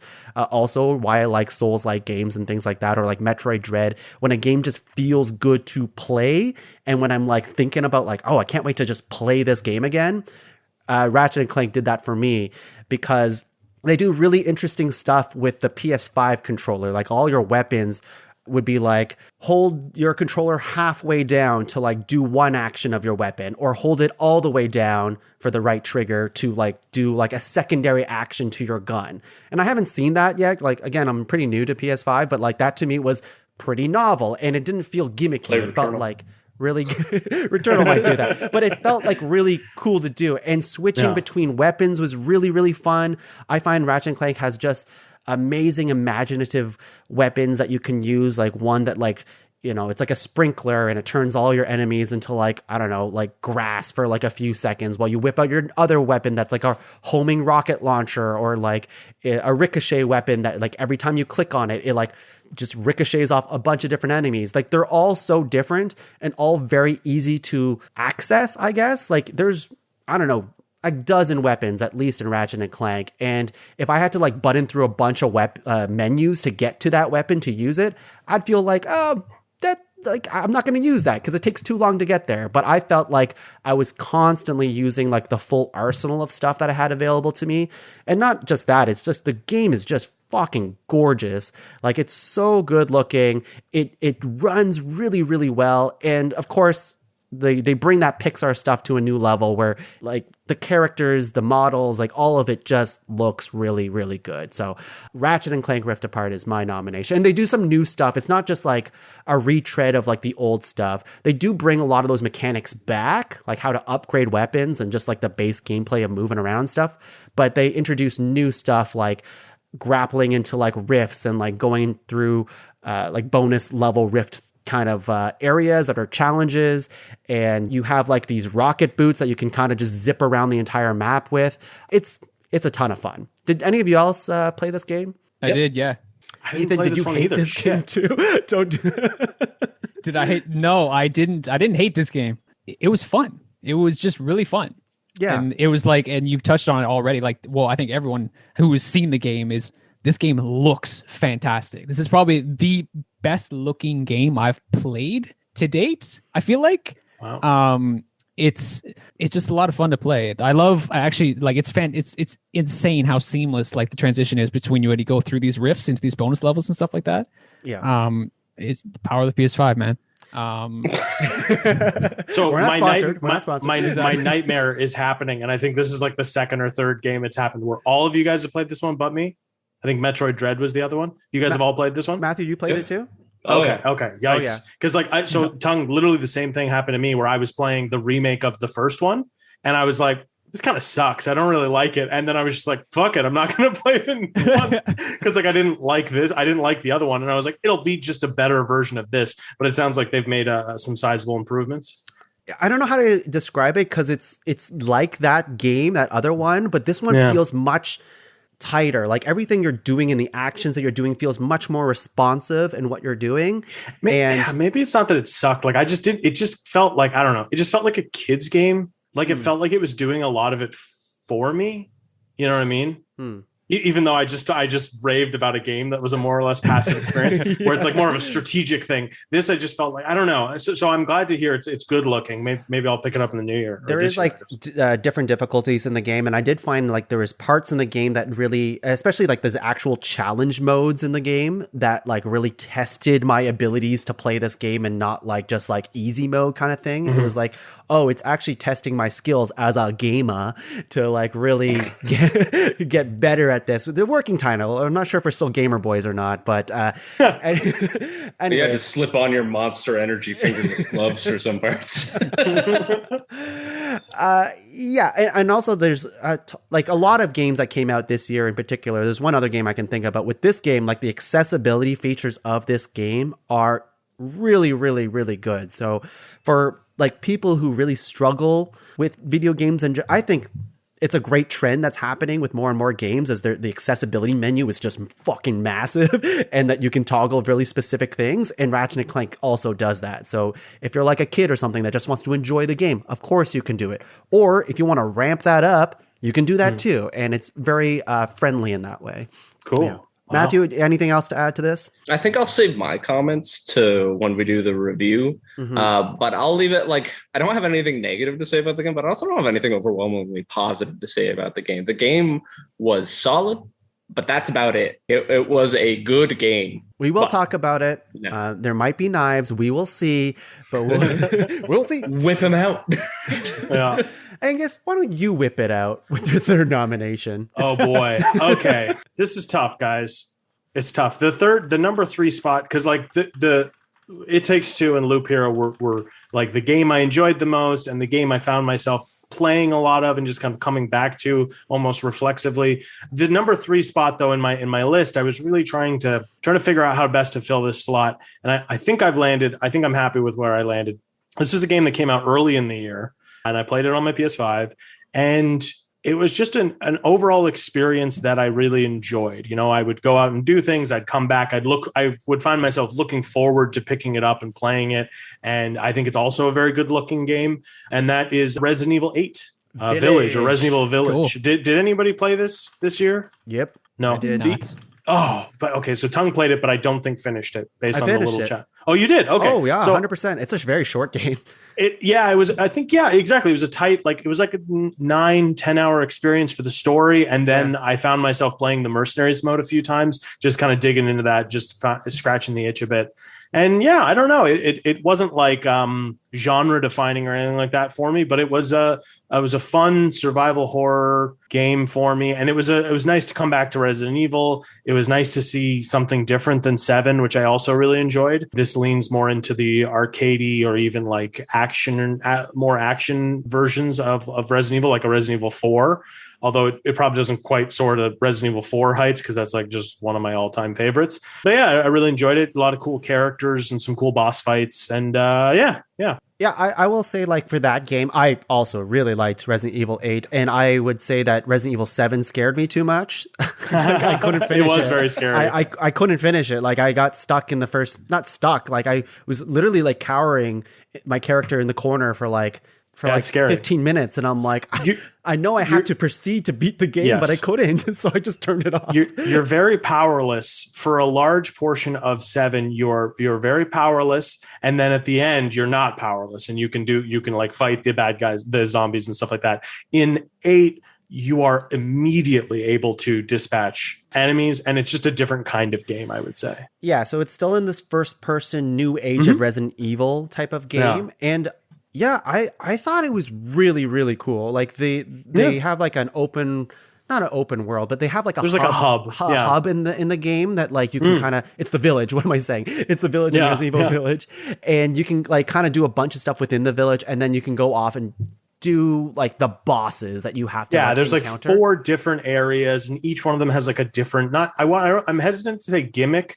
because it's not really like the gameplay is that different in each one, but each one has like a different flavor, you know? Like you go to this castle and you've got like a Mr. X type enemy who's going to chase you around. You go to this one and it's much more of like a puzzle, horror, very scary. The scariest one is just a puzzle, and then the other ones are kind of looming threats and et cetera and stuff like that. Yeah, there is a level in Resident Evil Village which scared the shit out of me. Oh yeah, and I think I know which one you're talking about. And you don't actually really fight anyone. It's just a complete mood. And I thought with this game in general, like it balanced the horror element and the like survival element of like Resident Evil, my favorite parts of Resident Evil, but also like the goofy shit too. So like it still has that, like, for sure. Because like Leon Kennedy in those old games is like he's a goofball. Like he's ridiculous. Like he's a cop and he's like serious, but he's, I would say Chris Redfield is goofier, but okay. That's true. Like they're all like, there's a level of goofiness that I like in Resident Evil. And I felt with this game, it really balanced the like actually scaring me, and then also being like making me laugh as well. I agree. And then like, even like the end, like the last boss, without giving anything away, the last boss was like a tough fight, and it took me multiple tries, but it was not like, I didn't feel like the game was like cheating. You know what I mean? It was just like, I just need to make every single one of my shots count, essentially. It just forces you to be better, kind of thing. But yeah, Resident Evil 8, my number 3 nomination. Yeah, good pick. Matthew, third pick. Here we go. What is it? This is a game I've been playing a lot. It's Rift Breaker. I'm not going to do a story leading up to this one. It's Rift Breaker. So the premise of this game is that you are a mech pilot and you are being teleported across the galaxy to a new planet that humanity is trying to colonize. But in order to do that, you need to build a big portal that will act as the gateway for the rest of humanity to come through. In order to build that portal, you need to gather a bunch of resources and you need to advance your sort of production facility on this planet to get to the point where you can build this portal. If you've ever played Factorio, it's reminiscent of Factorio, but where Factorio is a supply chain and production management game with a bit of a combat subsystem to it, this is a combat game with a supply chain subsystem to it. The game is gorgeous. The amount of enemies that can appear on your screen in like a Starship Troopers-esque swarm of bugs coming at you, and you're just like, there's your turrets firing artillery shells, and like you see these little bug-sized bodies going flying everywhere where you're out there with your flamethrower. There's moments in this game where it's just like a lot's happening and it looks very cool, and then it calms down and then you build your base up and you're like, well, okay, I need to get this new resource. Like, oh, you got to go to this new part of the planet to get that resource. And so that new part of the planet has a new hook to it. Oh, there's radiation here, so you got to manage your radiation levels. Or this part of the planet, you can't really build here. You need to research a way to build on unstable terrain. So it's constantly sort of shifting your strategy on how you build your base. You get the resources you want, you sort of build your new outpost in that location, then you go back to this hub, your headquarters, where you're advancing your main operations to build this massive rift station. Super cool game. I keep coming back to it. You can advance it incrementally because that outpost system I was talking about, like that's a micro level. I need to get a new thing set up to get this resource. Take some time, build that outpost, stop for the night, and then you continue the next night and you keep progressing. So yeah, I like it. It's like a bite-sized version of Factorio. My biggest issue with Factorio is just so daunting at some point when it just gets so big. But this game keeps it a lot more manageable and makes it a far more enjoyable experience. What are you playing it on? This one caught my eye and I really wanted to check it out. I should have checked the list. I didn't know if any of you guys were playing this one, so I kind of overlooked it. What are you playing it on? I'm playing it on PC. Okay, cool. Nice. Yeah, no, it looks really cool because there's like, even like with the base building, it's like, oh, you can just rely more on your mech and upgrade your mech, or you can build towers and stuff like that and defenses. And it just sounds really cool. So yeah, it sounds up my alley. This looks like my kind of game for sure. I really like Factorio. Oh yeah, but I think I would like this more. I agree. Factorio can get a lot sometimes where I'm just like, I don't know if I want to get back into this because it's just like you look at it and it's just there's a lot to do and a lot going on. This seems just like the style of mechs and stuff is really appealing to me. So yeah. Ethan, did you play on this top of that? It communicates visually very well. Like, okay, cool. Well, what's this building do? Oh, it's my research building. Okay, good. I mean, like Factorio, you got like 80 buildings that look identical that are doing different things. Brown and gray. Yeah. Ethan, did you play this or have you heard of it? Oh yeah, I've heard of it. I haven't played it though. I have a close friend who was trying to get me to play it. You know, I love Diablo and those kinds of games. So like that aspect of this game was really appealing to me, but I just never got around to playing it. Actually, Ethan brings up a good point by bringing up Diablo. That's how the mech combat works. It's very much like an action RPG. Oh, you have cool. Like a roster of abilities assigned to your hotkeys. And so like, all right, I'm going to lay down a trail of fire with this while I'm still firing my gun. And then I have different guns and different cool abilities. So yeah, the combat's very well thought out. Cool. That's awesome. I figured it was more of a twin stick shooter. I think this will probably be at the top of my list of things to check out. You have a big list, Angus. It's going to keep growing. I know. Guys, of the 11 nominations so far, I've only played 5 of them. I'm so disappointed in myself. You fool. You know, I know. I'm a fool. At least I played AoE 4. If you don't play Ethan's next pick, then you're not coming back next year. Okay. How about this though? How about this though? No, fair, and I'll honor that. But if none of us have played Ethan's next pick, then I'm not coming back next year. It's the end of ranks. Yeah, exactly. Ethan does it himself next year. Yeah. Oh god. Way better taste than the rest of them. Okay, Ethan, definitely. What do you got? Ethan, what is it? Okay, I'm gonna nominate Psychonauts 2. All right. Oh, shit. I have played it. Oh, I didn't play this one either. I've never played the first one, so you know. I didn't either. So yeah, Psychonauts, the original one came out, I think like 15, 16 years ago. Yeah. Early 2000s. So, I'm and pretty sure. yeah. So this like sequel's like a long time coming. And a lot of people were very just like kind of antsy about it coming out because, you know, I think Psychonauts, like the original game, is like a cult classic. I know a lot of people love that game. But I feel like the reception for this one is like they nailed it. They nailed this one. I can't speak for if it did or not compared to the first one. But with my time with Psychonauts 2, I really enjoyed it. So if anyone doesn't know, you play as Raz, who's like this kind of psychonaut agent. He has like psychic abilities.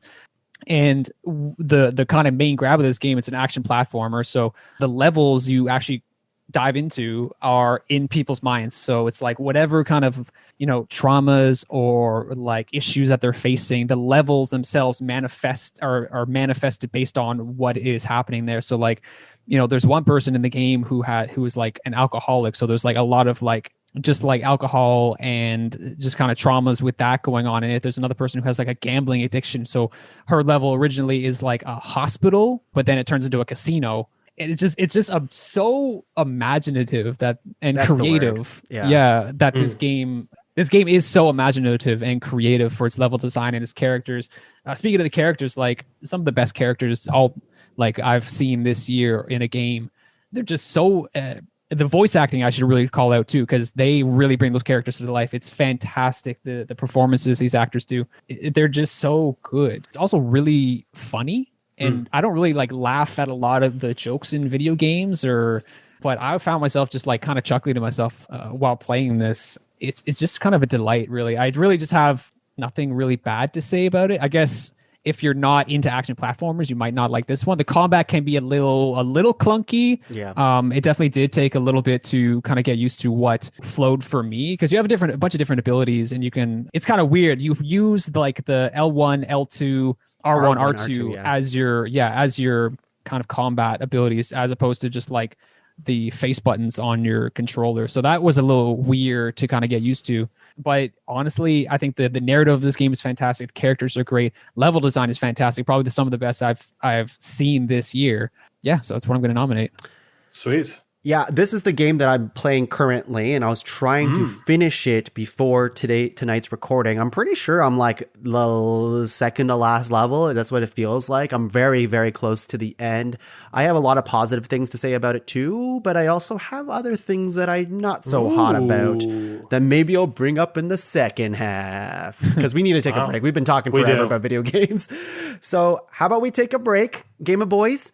And when we're back, we're going to rank a top 5 video games of 2021 list. We'll be back. Hashtag flick that stick. Boop, boop, boop, boop. X, Y, left, right, R. Hey, Tongue, you look right pretty trigger. stressed, man. What's up? Man, I just don't know how to customize my character. Like, I just want him to look cool, but he's not looking cool at all. And I don't know. I'm not going to even play. I don't even want to play this game. Really? Anymore. You won't play it if you can't look cool? I just want to look the coolest. Like, what is this? Like a friggin' space outfit with spikes on it? That's not cool. It's too bad you don't have access to the Pod Cavern merch store in that video game. Yeah, exactly. Matthew and I are both decked out in Pod Cavern merch, aren't we? We absolutely are. Hell yeah. Sweaters, hoodies, beanies. Masks. In game and outside of game, you guys have access. Just outside. Access? Yeah. Just outside. And you know what? Yeah, it's just outside the game. This is only available in the game of life, not the board game. And you have to go to the Pod Cavern website, and you have to click on the store button. Oh, and here's the best thing, Tongue. You're a big fan of podcasts like Heroes Don't Do Paperwork, right? I like love which Matthew and I are both. Matthew and I are both. I love Heroes Don't Do Paperwork. I wish you guys had your own shirts, but maybe one day. I'm gonna come up with a shirt design at some point. But here's the thing: anything you buy at the store helps us keep making podcasts. Get out of here! Really? We get a very tiny kickback from tiny, minuscule. But you should buy a lot of things just so we can get a decent amount from you, and it helps us keep the shows going. And I guess other shows like Ranked and Love Is and The Pen Is Disney Mightier. Dummies and all that Disney stuff. Dummies. Wow. Yeah. So you're both saying, I go to this merch store, not only get to customize myself, which is way better than customizing my video game character. Exactly. I get to support the Pod Cavern and maybe buy a present for my my 2022 crush, Ethan Howieson? Yes.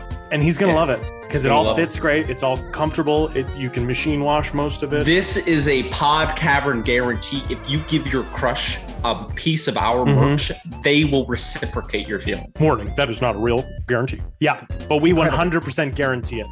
Well, Warning, thank we you. once again do not guarantee. Warning, not a 100% guarantee. And I see that you guys actually went ahead and bought a shirt for me to It's give already to on you. my crush, Ethan Howieson. Oh, yes, and we got one for Ethan, yeah. Okay. Maybe we should. You should call. Yeah, you should call him. I'll call him right now. Can I get some privacy here? No, Actually, you know can't. what? We're gonna watch. I'll put it on speakerphone. Put him on speaker so we can hear him. Okay, here we go. Instead of speaker, everyone take a wireless earbud. Okay. There's 3 of them. Yep. Okay, here we go. Hello? Oh, hey, Ethan? Ethan Howieson? You're doing Tom? Is this you? Is that you, Tom? Oh man, it's been so long. I only talk to you once a year. This is crazy. I just wanted You're to say that, blowing like, am we killing it? Okay. You're blowing it. No, you're blowing it. Give him the shirt. Give him the shirt. Oh shit, he can hear us.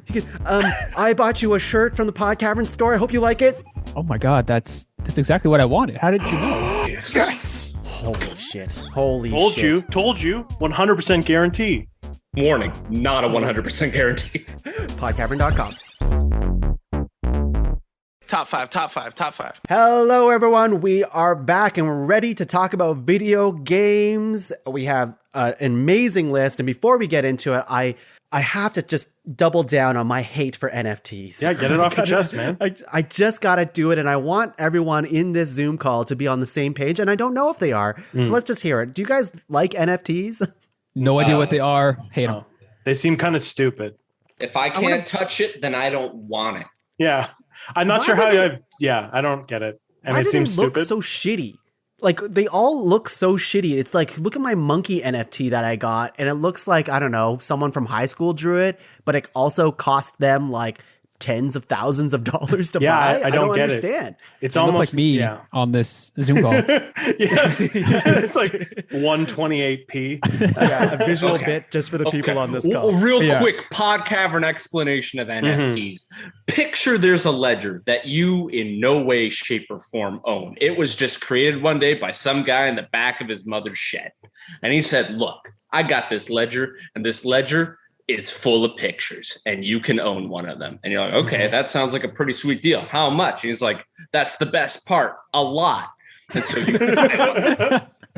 you buy one of the, you give this man money, he gives you one of these NFTs, like, look, you now own this, but it stays in the ledger, but you own it. You now own this. May I have it? And you paid this much for it because that's how much you paid for it, and it's worth that much. And you can now go and say, hey, if you want to own this picture in that ledger, you just have to pay me money. And someone may, but probably won't do that. But Matthew, is there any way to can't I just make a copy of the image from the ledger? Of course you can, but that copy's not in the ledger, so it's not legitimate, you fool. Gotcha. But it's identical essentially in terms of the values one would attribute to a picture. Angus, it is 100% identical with the one exception that it's not in the ledger. Yeah. That's okay, right. Cool. Gotcha. And that you can't resell the image. Unless you go through the ledger. Yeah. Keep in mind, any sale you do has to go through that ledger. I know this sounds like old people ranting or whatever, but I wanted to bring in NFTs because I meant to bring it up earlier in the context of video games, because this is a thing that big corporations and organizations are trying to push. People who don't video game, you know, the people that are in conference rooms that are making decisions that are like, I think people would enjoy this because we don't play video games, but it's very trendy. And Ubisoft, for example, is one of the big companies that are trying to push this idea of NFTs in video games. And what it's supposed to do is that, like, if Matthew owns this NFT that he's the only person who owns, so he gets to have exclusive, I don't know, skin of a gun in this video game, and only Matthew gets it. But you got to pay a lot of money to get this exclusive skin just that Matthew can use, and then the same NFT Matthew owns can be used on a different game. And so it creates this really annoying thing where like nobody gets to experience the joy of like skins and customizations of what games could be, and only one person can if you pay a lot of money for it. Oh, so it's like manufactured like scarcity?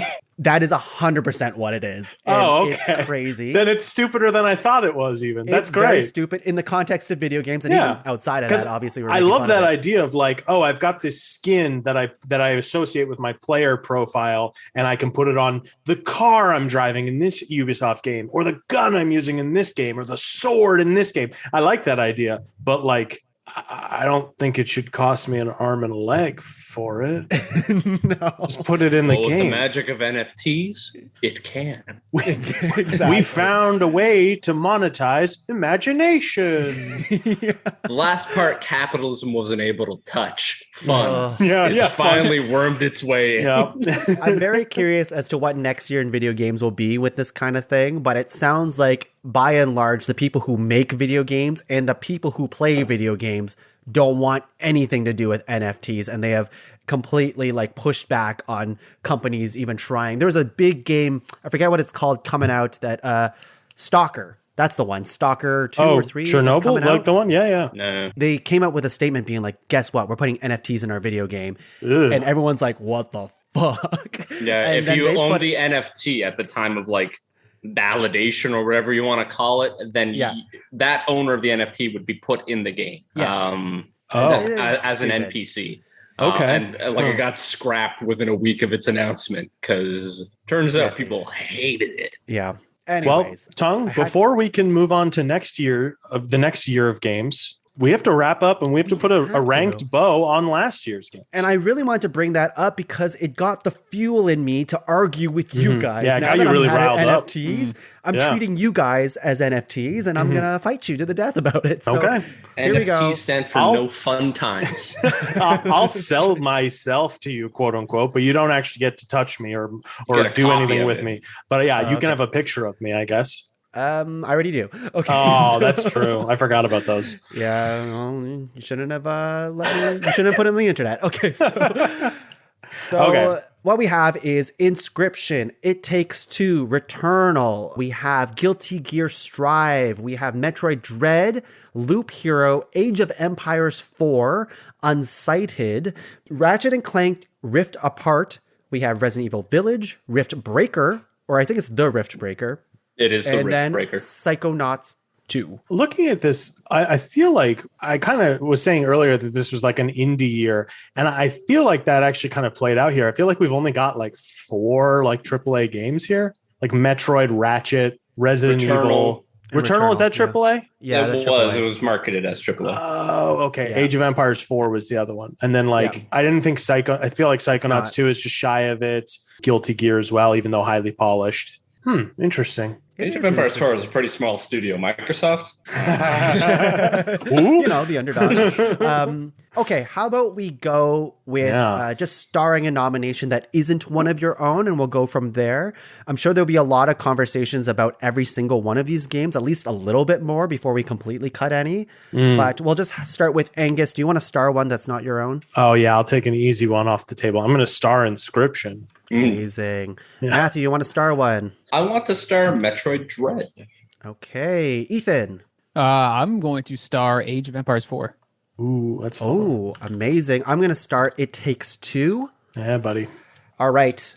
So we have Inscription, Metroid Dread, It Takes Two, and Age of Empires 4 starred. You know, with this one, it's really tough. Usually we go with another round of stars and things like that. Yeah, but I get feel what like you mean. there's a lot of... Everyone's going to try to fight for their children here, I think. And it's tough. So Speaking how as about a father, you will fight for your children. I can give that insight. and you're the only one qualified to do that. Yeah. So, Yeah. yeah. I get Oh, man, my it's tough. PlayStation's my child, I guess, which is really sad. Okay. How do we want to go through the rest of this here? Do we want to do another round of stars, or should we go straight into locks? Okay, let me tell you where I'm coming at it from. So I am immensely disappointed in myself this year. I have only played 5 of these games. So I'm looking at the ones I didn't play and trying to figure out which one excites me the most. So that's kind of where I'm from. I don't know if I know anywhere I'm like, this doesn't belong on the list. So I'm having a hard time making any calls like that. Is there anything that's a lock to you, Tom? because like I would say It Takes Two is a lock for me, and I think you might be in line with me here. But I don't know if Matthew and Ethan are on board for that. I think in terms of like the things that I really want on this list, they have already been starred, and then there's like some that I like would love to have, but I don't know if they'll have the support. But I know like with Matthew and Ethan, you guys chose a little bit more. I'm not sure how to say this. Like it's a little like there's bad. some indie games and they're different and they're bad games and they're so bad, and I don't know why you spent your time with those. You. Actually, you know what I kind of want to uncan right now. Because Ethan said he had some thoughts on one of your noms. Was it Metroid? I feel let's talk about that in seconds. I want to narrow it down, but I do want to uncan that too because I'm ready to fight. But let's start with Ethan. Is there one that you want to like that's your baby that you like really want to fight for this list? I mean, it's Inscription for sure. I want on this list. I don't think anyone's going to argue that now. I think Inscription's a lock, right? Yeah, I feel like that's probably going to be up on our top 5. As for another game that I really, really love, it's like, so you're right, Tuong. Like I nominated games that I wasn't expecting a lot of people to play this year. Also, I think everyone was kind of like, this year there was no like, there were marquee games, but it was all over the place. Yeah, there weren't as many like 10 pull ones. I get it. Yeah. So unlike this coming like February, there's like 5 of them coming out. So it's crazy. Yeah. Elden Ring coming this February. Warning, not a 100% guarantee. Very true. So out of my games though, I think Guilty Gear Strive is my number one of the year for me personally. So that's the one I'd probably fight for the most. Okay.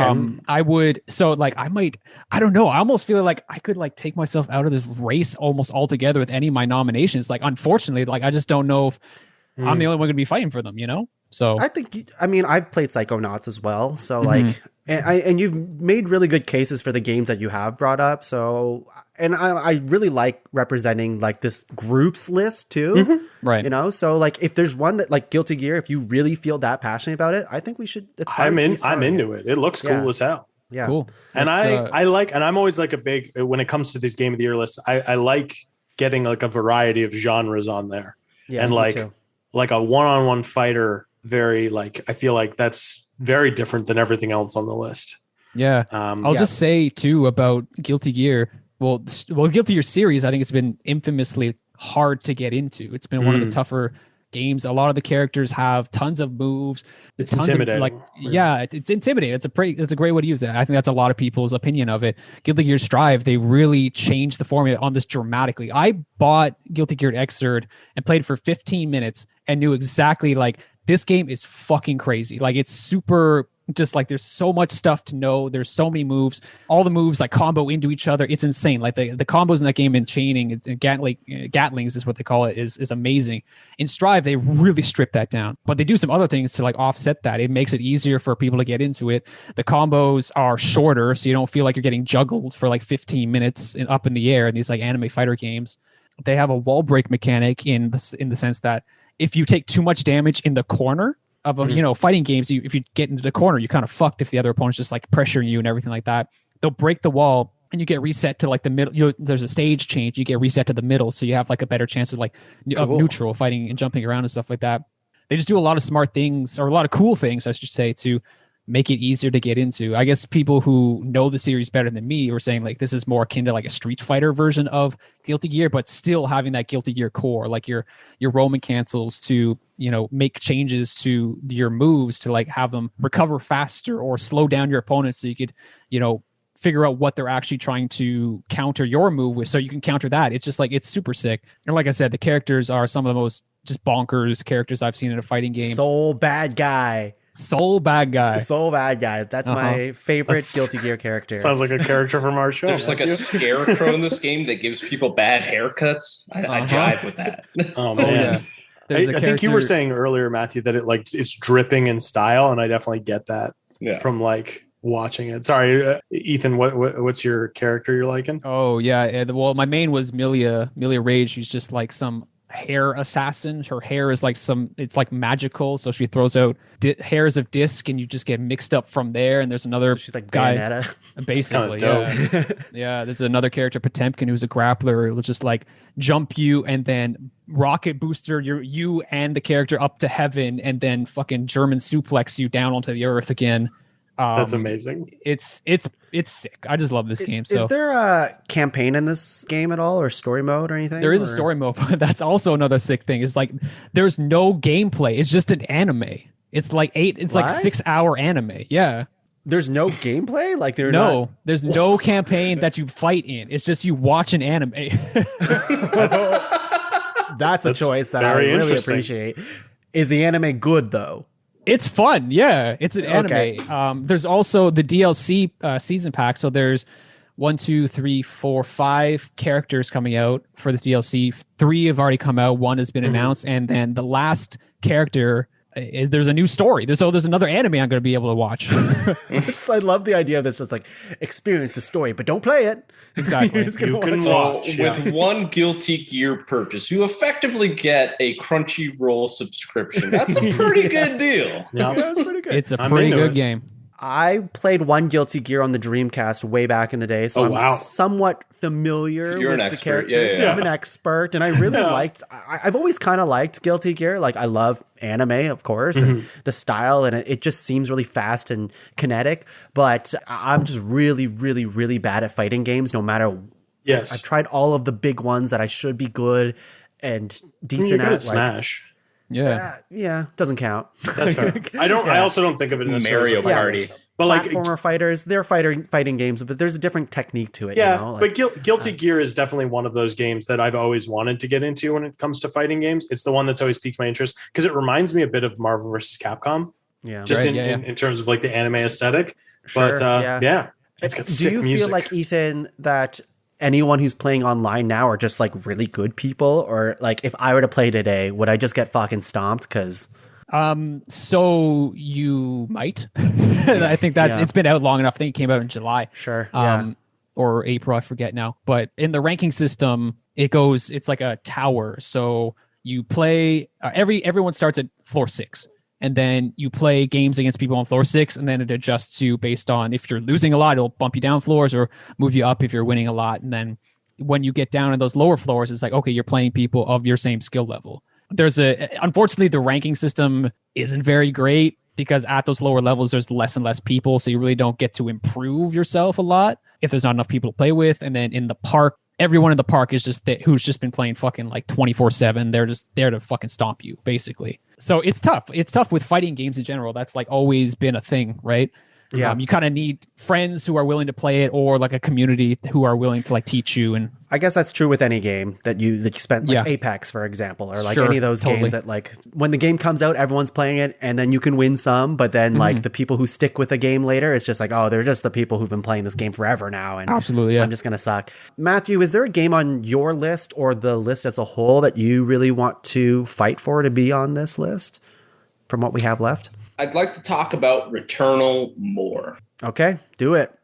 Now? All right. So Returnal is interesting because, as with any run-based game, you only get little drops of the story the more you play it, right? But the story of Returnal is neat. It is not an anime, unfortunately. So you play as a woman whose name I'm actually forgetting. It's been a while since I played the game, unfortunately. is it like Selena or something? It is Selena, now that you mention it. Thank you for jogging my memory. And you're a scout for Earth. You're part of this group that is scouting out the various remote parts of space. And you hear this noise, this beacon that has drawn you to this planet. And when you land on this planet, you get into a space crash. Your ship is wrecked. And the only real thing you can do is go find out the source of this beacon. And that's where the game starts. And from there, you die pretty early on, as is typical with these types of run-based games. They introduce the first concept of dying, and from there it starts expanding. They start giving you these abilities that persist through your runs. Then they also introduce the concept of the things that you gain throughout your run, your additional little passive abilities or your active abilities, which are your guns, which introduces what you were talking about with Ratchet and Clank, Tongue. It's the concept of for lack of a better terminology, I'll call them R4 and L4, because it does add a second level to your triggers, right? In Returnal, they only leverage the left-hand side haptic, really, where when you hold it down halfway, it sort of just zooms you in, gives you that enhanced focus. And when you pull it down, that activates the gun's specific special feature. The variety, the flow, the way traits and abilities build on each other, and you can start to pick out what the builds within the game are, because there is sort of like things that mesh better with each other than other things, are all great. And then when you get to these moments, these checkpoints where you progress far enough to get a little bit more of the story, it takes you back to this centralized location called the house. And the game takes a dramatic shift from what you've been playing up to this point. It shifts to first-person view, and surprisingly plays similar to Resident Evil 7, where you are in this house and you're more or less stuck on a path leading you to a specific thing you're supposed to look at within this house, and things are happening around you. Maybe you're looking at a toy and it indicating this toy is of significance to you, or maybe you're looking at a series of memories that are playing out through photos on the wall, and the story is told to you through this. Once you're taken out of the house, you sort of achieve that objective within the house and you're taken out of it. You then continue on with the fighting and you go on and fight bosses. And these bosses have significance to you too. And you're not quite sure how it all fits. And then there's this like absolutely crazy twist halfway through the game. I don't want to spoil it too much, but like you get to the halfway point and you're like, okay, that was pretty neat. That was cool. And then it just like flips and you're like, oh, fuck. Okay. And then like you're going through it again and it keeps going like that. That's all sort of the story element to it, right? The run based aspect of going through this game and getting a little bit more and filling out a little bit more of the puzzle and figuring out why all of this is happening to your character. And then surrounding all of that, enclosing it in a nice little cocoon of fun gameplay, is the solid gameplay that is Returnal. I cannot stress enough just how good this game is from a perspective of tough but fair gameplay. At no point is there an attack where you're like, well, that's bullshit. No, like it's okay. Blue means I can dodge through it. Orange means that I can dodge through it, but it's an empowered attack. So if I mess up, I'm going to take a lot of damage. Purple means I can't go anywhere near it. I need to dodge it. I don't even go near it. Red, I need to have a special ability to interact with it. Like it gives you all these visual cues for just that one aspect of projectiles. And then take that and expand it across the game. And these visual cues are constantly assaulting you, but it's all so intuitive. And then there's the variety of enemies. You're fighting these like little hounds with tentacles coming off their body at first. You're like, okay, this is pretty easy stuff. And then all of a sudden, like these weird jellyfish creatures are coming at you and they're like firing off a shotgun blast of stuff. So the variety of enemies and what you're fighting and the environments you're fighting in, the verticality. Eventually they introduce a grappling mechanic, because what game doesn't have that these days? And it introduces a verticality to the game that suddenly opens it up, and now your tactics have shifted completely. Like at no point was I getting bored with the game. I would die, I would put down the control, like, man, I was so close to beating it that time. Okay, let's go again. It's very satisfying. Yeah. You're selling me on this game. I honestly didn't know if I would play Returnal unless it was super cheap, and I probably still will wait for a sale for it. But like, I didn't know if I would actually play this game, and now you're really making me intrigued about it. That's if cool. you like Souls-like games, this is already there. Like the concept of iframe dodging in the game, the concept of like sort of waiting out your enemy, maneuvering yourself around your enemy to figuring out their weak points, it's in the game. Keeping all of your enemies in check. You're like at points you will be assaulted by a lot of enemies simultaneously, but it's always manageable. You're never at a point where like, well, how do you beat this? It's just like, okay, no, pace yourself. I have tools. I need to leverage them. And then, then after all that, like the game right from the get-go is presenting more challenges to you for better rewards, but you don't have to take those bait. But when you feel confident to do so, it's like, oh, it's right here. You want that better stuff? It's right here. Take it. That's cool. It's just so well built. Yeah, are we at the point where we're knocking our own nominations, or are we just? You could. I mean, yeah, this is the second half. If you're gonna say something, now's the time. So the only mark against this game is those first two worlds. I brought it up previously. I'll mention it again now. Those first two worlds are punishing. It is sort of the barrier to entry. That first boss is punishing, but once you beat it, you get the flow of the game. You understand what you're supposed to be doing in these boss fights. Then you go through the second whole level and you realize just how staggering the challenge you're presented with is, but you're also introduced to the concept of shortcuts and picking and choosing your fights. That's what the second level is all about, is realizing your own limitations. And then once again, you're presented with a very challenging boss fight. But when you beat it, it feels super satisfying. And then from there, the game opens up a bit. The 3rd through 6th levels, which takes you to the end of the game, still has all the same challenges I mentioned previously, but it dials it back the littlest bit. Because like, look, you know what you're doing at this point. So now rather than just constantly assaulting you with how much you need to learn, it's more about applying what you've learned. So if you are struggling with the first 2 levels, it feels like that's kind of the point. But once you get past it, the game gets so good. So good. So good. It's so good. Okay. What's this? What impression are you doing right here? This is me at like an East Side Mario's when you're 9 and it's just after softball and you're eating the free garlic bread. It's so good. Okay. I'll say that I really appreciated the way you broke down the design of this game. It was just like it was really a joy to hear you say that. Like it was cool to hear like that's exactly what they're going for. And I'm sure that's exactly what they're going for. So, I mean, you definitely, I was skeptical of this game at first, but hearing you talk about it and hearing your explanation about with the design of it, and I'll probably pick it up at some point. Yeah, no, Returnal is one of those games. I feel like that was one of the ones that really like uses the PS5 tech, like the controller and all that stuff too. So that's kind of why it was high up on my list of ones to check out. But I truly thought that was a game from last year. Must have came out really early this year. Pretty early. I'm pretty sure. Oh, wow. February of 2021. Wow. Yeah. Okay, so with that, the things that we have starred is Inscription, Metroid Dread, It Takes Two, Returnal, Age of Empires 4, and Guilty Gear Strive. That's 6. Let me read you the ones that we don't have starred, and then we can start arguing about the other ones and bring up the Metroid conversation, all this other stuff. But I just want to make sure that like we're not missing anything here. So we'll start with Ratchet and Clank Rift Apart. We have 3 of us who have played it. I don't think I'll fight for this game. It is like my top 4 games. I'll just remain that I think it's really well made, and I found it very fun to play and responsive, and like just the controls of it felt like next generation to me. And so that's a little novel because it's my first true PS5 game and only built for the PS5. I just had a lot of joy playing it. It's also a very, like the world of Ratchet and Clank. They've been doing it for so long now. Like there's been, I don't even know how many Ratchet and Clank games. So like a shitload of them.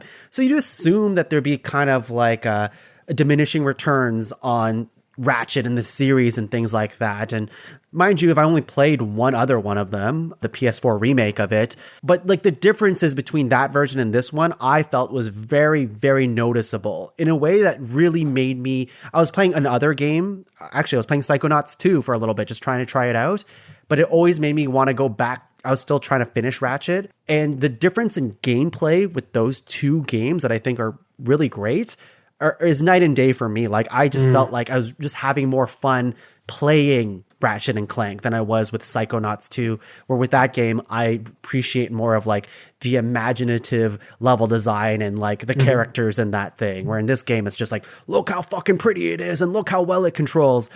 Yeah. But all that said, like I don't, in a group list, I don't think it will make the top 5. So is there anything else that you guys want to say about this game? I will say of all the games that I haven't played on the list, that like this one actually probably, of all the games I haven't played on the list, this is the one I'm least interested in checking out. And I really don't know why. I get that it's next gen and it feels like amazing and it looks amazing and stuff like that. But I don't know. I just feel like the other ones have stuff like I haven't seen before in them. Maybe. I don't know. Well, mind you, like the Ratchet and Clank series is kind of still rooted in this PS2 era of like, you know, level design, I guess, and things like that. It's just like they up the ante with like, I think a lot of games this year in particular bring back the 3D action platformer, which I love. I was a huge Jak and Daxter fan. Like Jak and Daxter, the original trilogy is like one of my favorite, like all-time favorite series games. Right. And so like that's why I'm interested in these like Psychonauts 2 and Ratchet and Clank and stuff like that. But like I don't know, Ratchet's never scratched that itch for me.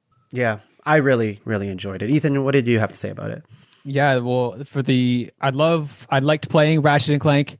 And that's kind of like all the points you're saying about it. Like, I agree with, like, it's fun to play. It feels good. The weapons are insane. It looks fantastic, but there's just something really samey about it. Like, I'm into the back half of that game, and and you're kind of going back to the same levels you've done before, and it's just feeling like, oh, okay, we've done this already though. So it's kind of dragging for me in that sense. I can 100% see that for sure. Like, there is. Right. You do return to the similar planets, and there's stuff to do in them. They give you a ton of challenges and things to find. And I find like it's really intentional the way that they kind of just show you where the collectibles are on the map instead of like making you to have to go find it yourself. I hate that when video games like make me have to work for like, you know, finding like where the gold bolt is in the level. Like I'm not going to do that. There's so many video games now these days that it's way easier just to tell me, and then I'll figure out a path to get to that thing. So I really appreciate that. But I definitely see the argument of like, yes, coming back to the same worlds a few times actually, and then going with that gameplay, especially in like I would say the last third of the game. For sure, it can get a little bit samey. I still enjoyed it overall, and it's not a long experience. Like I think it's like 10 to 12 hours, like the main story. So you can still breeze by it, I think. Matthew? I'll reiterate what's been said. It is a very polished game. It is a smooth experience. The guns, even if you're not using all of them, the ones that they all feel unique. I never felt bad using a gun. There were guns I obviously leaned towards more than others. But with that level of polish they put in, like it's obvious that they like had to reuse what they did, right? Like I don't know how many times I killed one of those weird squid guys in an alien pod. Like yeah. The diversity of enemies is not really there. The diversity of challenges is not really there. The puzzles for those collectibles are neat. Some of them even actually made me think for a moment before I went through with it. But at no point was I stopping and thinking like, okay, well, this is the pinnacle of gaming. This game achieved something that no other game has ever achieved. It is through and through a good game. If I may, it is the Doctor Strange of video games in that it is a visual spectacle, but I have seen it several times before. Yeah. Interesting. And if you've never seen Doctor Strange, then you won't get that at all. I would argue it does a little bit more on like the graphic side and making use of the PS5, but I totally see where you're coming from. Anyways, all that said, I still think it's a great game, but I don't think it's for this list. So we'll move on to Loop Hero. Is there anything else that you guys wanted to say about Loop Hero? Or do you think it makes this list? I'll provide in case you didn't hear earlier, I'm a dad now. What? Loop Hero was great as a game because it does not require your attention. And one of the parts of this game I enjoyed the most is after any critical moment, like anytime you complete a battle, well, I'll use that as the baseline. Anytime you complete a battle, the game pauses for you. And so any new gear you acquired, any new tiles you acquired to complete that board you're adventuring through gets put in reserve. You can review it when you have a moment, but the game is paused, which is amazing because my daughter would wake up from her nap and I'd put her on the floor to play with something and I'd turn on Loop Hero and I'd do some stuff and she got into something. So I'd put the game down and go help her out with whatever she's gotten into. And I'd come back and the game has not progressed further to an unmanageable point. It is waiting for me. The value in that was immense because there was never a wasted run. Right? Yeah, if you hadn't played this one, that was going to be my selling point for you. It'd be like, you could play this while you're looking after your kid. That truly was something I was going to bring up. Yeah. But it extends beyond that. Like if you are someone who's like looking to fill time idly where, I don't know, you're doing a project where there's a bit of downtime between steps in the project, turn this game on, get a run started. Yeah. If you don't manage, if you're playing it on the Switch, like the Switch sleep mode is so intuitive in general and it combines super well with Loop Hero. It's like, oh, well, I got to go out and run groceries, put it in sleep mode. The game was not going to start up and immediately get you into a situation where you're like, fuck. No, it's paused. It's waiting for you. It's there. It's there to embrace you. Did you play it on Switch, Matthew? Yes. Oh, okay. Interesting. Because I was curious how it controlled on Switch because I've been playing it on my laptop while I'm sitting on the couch and I've been able to play it exclusively with the mouse. I don't even really need to touch the keyboard. It's just like right click to pause the game and then left click to, drag stuff. Oh, that's very interesting. It's great on Switch. It's good, really on Switch. Oh, interesting. yeah. It seems like a plays game very made for Switch. The last thing I wanted to say on it, because it feels like it borders a genre of game that I never play, and that's like the clicker game. Yeah. Where like my wife loves Cookie Clicker and Cell to Singularity. Those are the two big ones that she plays all the time. And I'm always like, but you're just sitting there clicking. Whereas there is an idle component to it, but I never feel like it's not like I have to wait for, like a meter to fill up so that I've gained a currency so that I could do a thing. There's an idle component to it, which allows me to do other things like make dinner or listen to a podcast or an audiobook or watch a TV show while I'm playing it. And that's my biggest selling point for it. But I also realize that that's not everyone's cup of tea. Is like, it's a game that you only have to pay attention to, that you don't always have to pay attention to, It doesn't always require your full attention. There's only brief moments where it's like, look at the board, figure out what your strategy is and place your piece and keep going kind of thing. If you're someone who likes to just be preoccupied, like me, when I'm sitting on my couch playing my Switch, I love to have the TV going. I love to be talking to my partner, and I love to be playing a game. Like that's my trifecta. And Loop Hero fits into that perfectly, because if my partner does need my attention for something, great. I'm just going to put Loop Hero aside. Yeah, what's up? And then whenever that's resolved itself, whatever that is. And that's finally over. When I have to finally stop talking to my wife. I can pick up my Switch again and continue.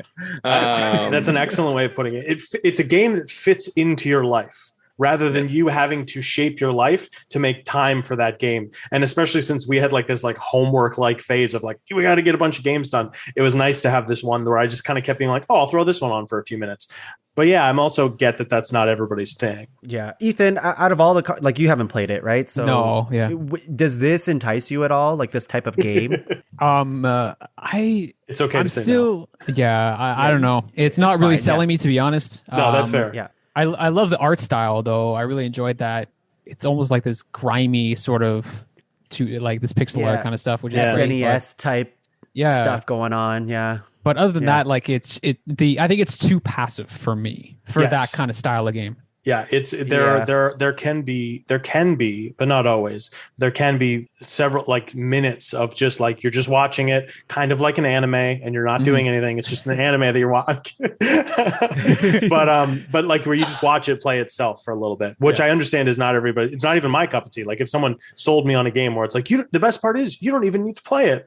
That would bother me. That's what I want to do. Yeah, I'm going to keep playing it. I do enjoy it as like my like game that I like. I'm about to go to bed. I'm about to fade. I'm gonna get one run in. Whatever. It's great. That's why it's a good Switch game. Absolutely.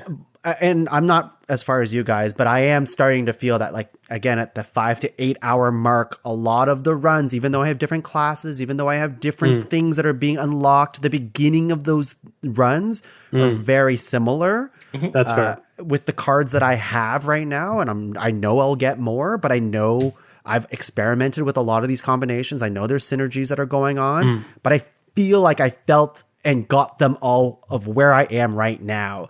And that's why it's just like, that's why you're starting to feel grindy and samey. And then it gets especially frustrating when I do one more run and I lose everything. And I'm like, well, shit, well, that's my fault, obviously. No, I get it though. Yeah. But then it's just like, fuck, like I want to get to the next level of the game, but I just lost 60% of the resources that I just spent the last 20 minutes on. Yeah. And it kind of sucks, but shouldn't have been greedy. I know. I do enjoy it, but I looked up tips because I found myself, I got stonewalled at one point and I was like, I'm having a hard time beating the third boss. And people are like, here are the biggest tips for the games. Know when to quit, like know when to call a run. And I was like, oh, right. I guess I haven't been thinking in that way. I get it. This game doesn't need to be in our top 5. I don't think. I really like it. So. And it's definitely, it was my number 2 pick. Like I love this game, but I fully acknowledge that it's not everyone's cup of tea. I hope at least one person listening to this tries it and they're like, damn, this is fun. Well, also, I got it for free. I got it for free on Epic Game Store. So that's this other weird thing of like this added value of I didn't have to pay anything for it, and I love it. But anyway, I'm in Tongue's boat where I paid $18 for it, and I felt it's worth it. Yeah, nice. Okay, for sure. Well, hey, Loop Hero sounds more like Goop Hero because you're in the slime pit. Don't say Poop Hero. Don't say Poop Hero. If you're a dad on the go, don't be afraid to pick up Loop Hero. Ooh, nice. It Wow, rhymed. that's a stretch, but I'll take it. I'll take it. I don't have another one. No, I was gonna say, if a famous rapper played this game, would it be Snoop Hero? We're just getting so far away from the concept now. I know. All right, okay. Just to get another one of my noms out of the way. Village? Were you about to say Resident Evil 8? Yes. Yeah. So Resident Evil 8, there was the one I was least certain about on my 3 noms. So if Loop Hero doesn't end up in our top 5, I don't necessarily think Resident Evil 8 is. Okay. I mean, we've already got another game that tackles horror, even though the person who nominated didn't mention once that it's a horror game, and it totally is. Inscription. But Resident Evil 8, I feel comfortable taking that one out of the running as well. Excellent game, beautiful game. Like, I really dug it. I thought it was paced really well as well. Yeah. That's something that, like, some of these other games, I would say that they don't have. Still good games that'll make the list. But the biggest thing for me was, and Tung, maybe you found this, Resident Evil 8, the puzzles are like non-existent in that game. Yeah, there's like no puzzle. It's like every time I found myself having to Google how to do something, it's just like, oh, you forgot to take the gem out of this thing and then put it in. It's just, you just examine. Yeah. If you're ever stuck on a puzzle in this game, just examine one of the objects you have in your inventory.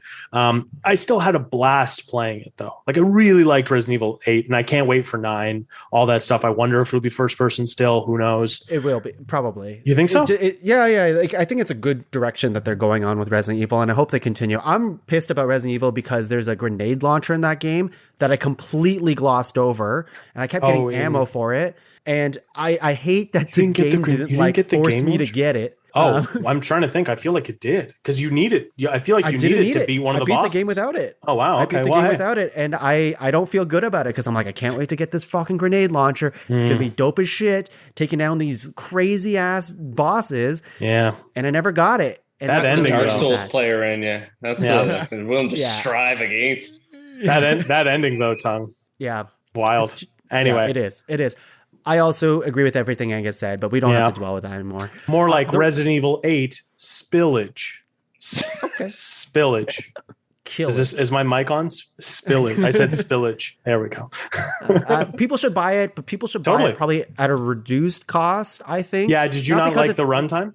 I would say this for most people who like pick up a game and don't like, again, we're in an age where like there's so many video games that are coming out that most people playing video games will move on to the next one and not stay in the same one. There is stuff to do if you do that. Yeah. But if you're a type of person like me who experiences the story and the campaign of the game and collect everything that as much as you can along the way, and then once you're done, then this game is only, again, like 7 to 10 hours. Much like a lot of the Resident Evil games, they're also very short. Yeah, I think my playthrough was just under 10 hours. And honestly, for the price I paid for it, I think I got it full price or somewhere around there. I was happy with it. I was happy with it as a polished experience. Because like that's the thing is like, I don't love some of these games overstaying their welcome. But that's a whole other thing.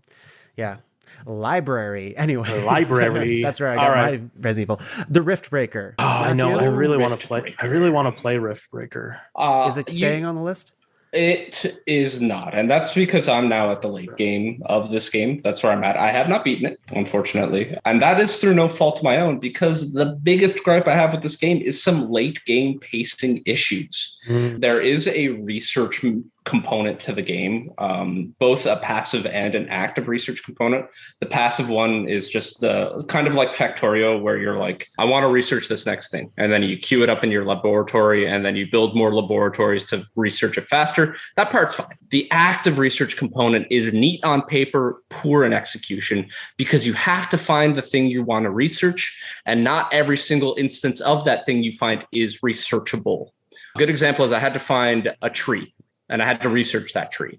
Not every single time I found that tree could I research it. And so I found myself like wandering around this planet, trying to find versions of this tree I was allowed to research. And I had to do that X amount of times. And that is not the only time you run into that kind of progress gate. And it's not just trees. Sometimes it's things that move, and it's very frustrating. That is my biggest gripe with this game, because it messes with this awesome part where you're fighting the native species and you're building your base. And now you have to put all that on hold to like go chase down a small mouse and research it to get this thing. And I'm like, well, I don't really want to do this. And if I can be honest, I cheated at one point, and I'm not proud of that, but I really wanted to get it going.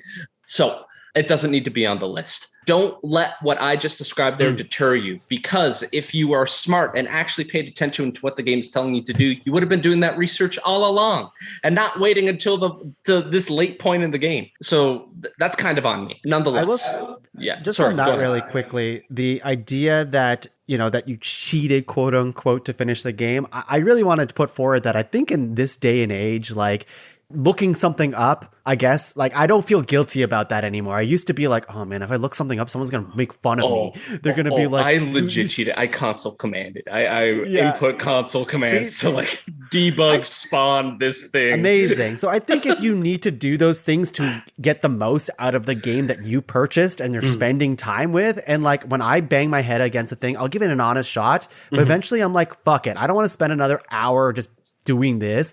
I want to progress. And I think that's completely fair. And I think people should stop shaming others for looking shit up, I guess. Totally. Yeah. Nonetheless, Riftbreaker shouldn't end up on the list. But if you like Factorio and you're like, you know what, my favorite part of Factorio was destroying native species, play the Riftbreaker. I do think and I respect that it's not going to be on the list. I think Riftbreaker is still, of these games, the one I'm going to check out first. I was just watching videos of it on our break and I'm like, this looks cool. Yeah. Okay. If you like Starship Troopers, this game emulates that overwhelming feeling. Love Starship Troopers. Okay. All right. Riftbreaker, not on the list. Ethan, with Unsighted and Psychonauts 2, I guess you don't have to say a whole thing about it, but if you want to say your piece, or if you think one of these should make the list, I'm looking at Psychonauts as a potential. What are your thoughts here with those?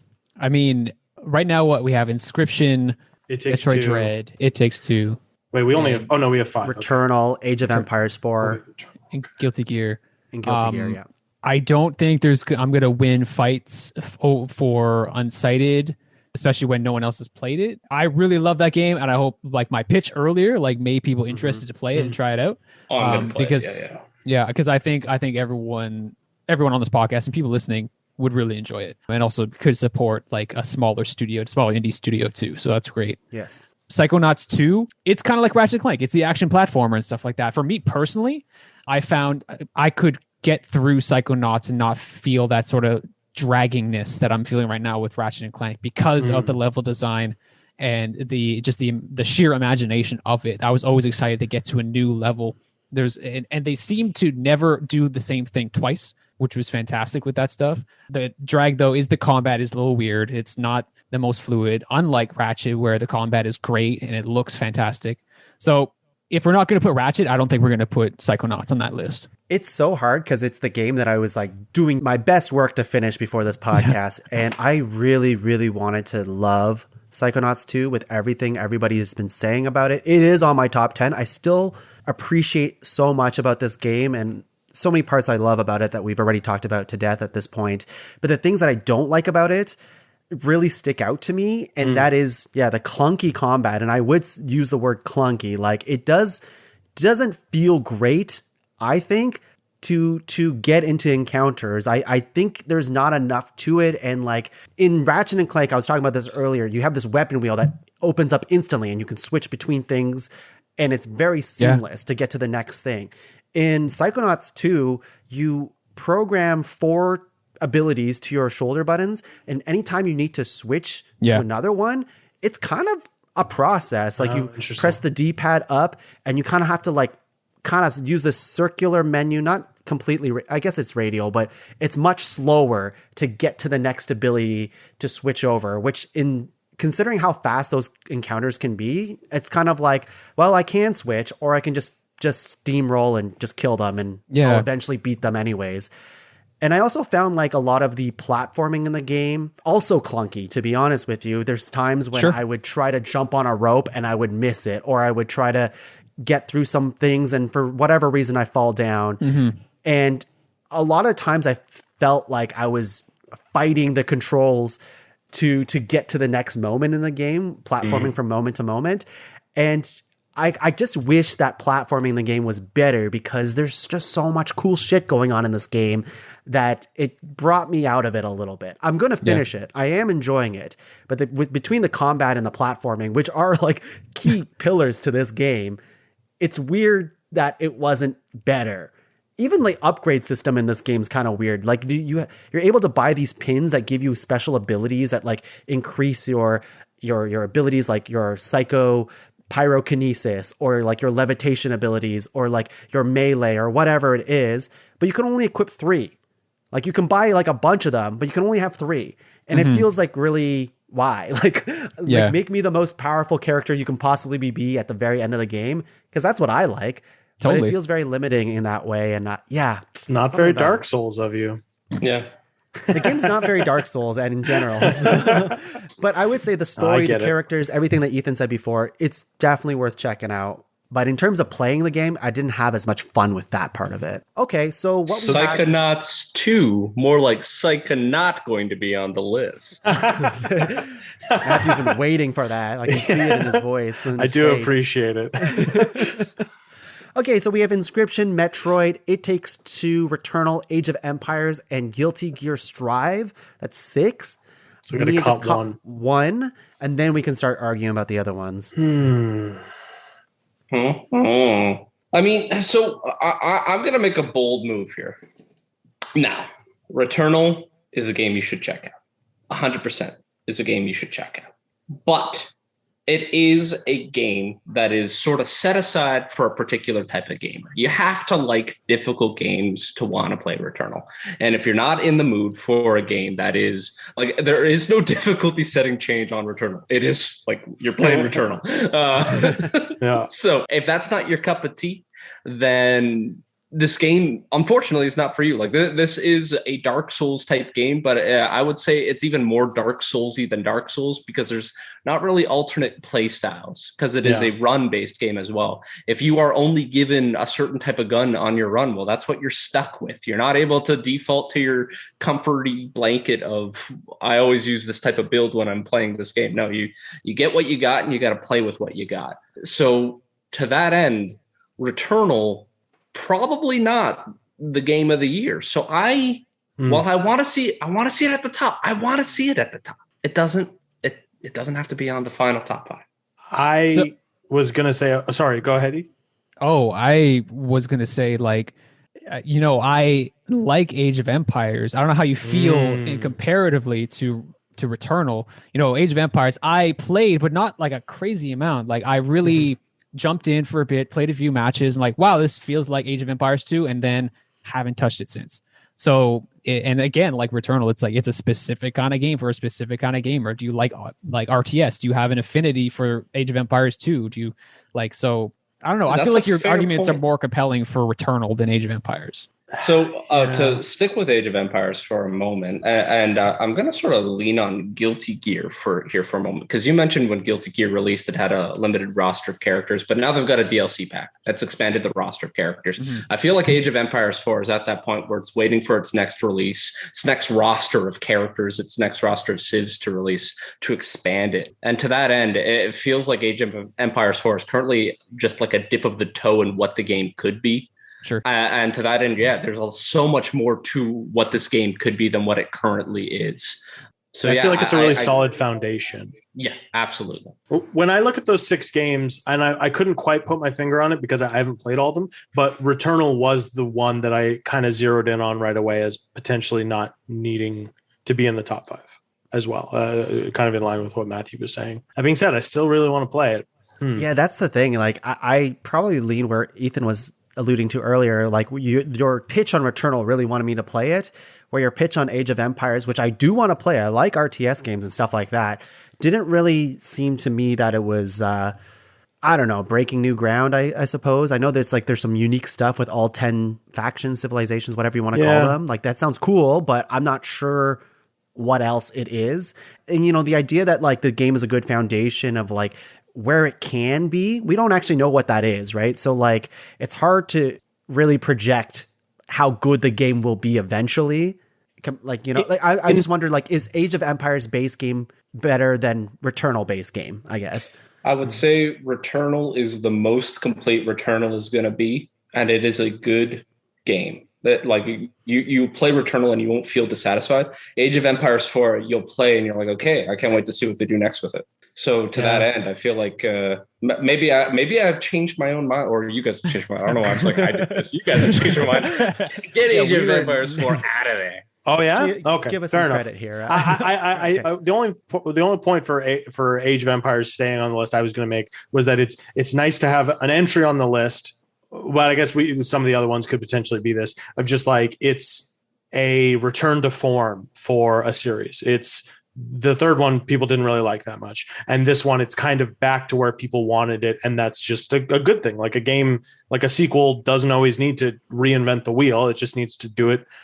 Do what it did before, but better, more convenient, more, yeah. But anyway, if you guys lean Returnal over AOE, I'd say go for it. Honestly, for me, it's really hard to say because I haven't played either of them for that. But I had a lot of fun playing AOE, like Age of Empires 4. Matthew and I, with our group of friends, we would queue up together. We'd put a bunch of bots on hard mode and we'd play against them. And I just found it to be a very enjoyable experience.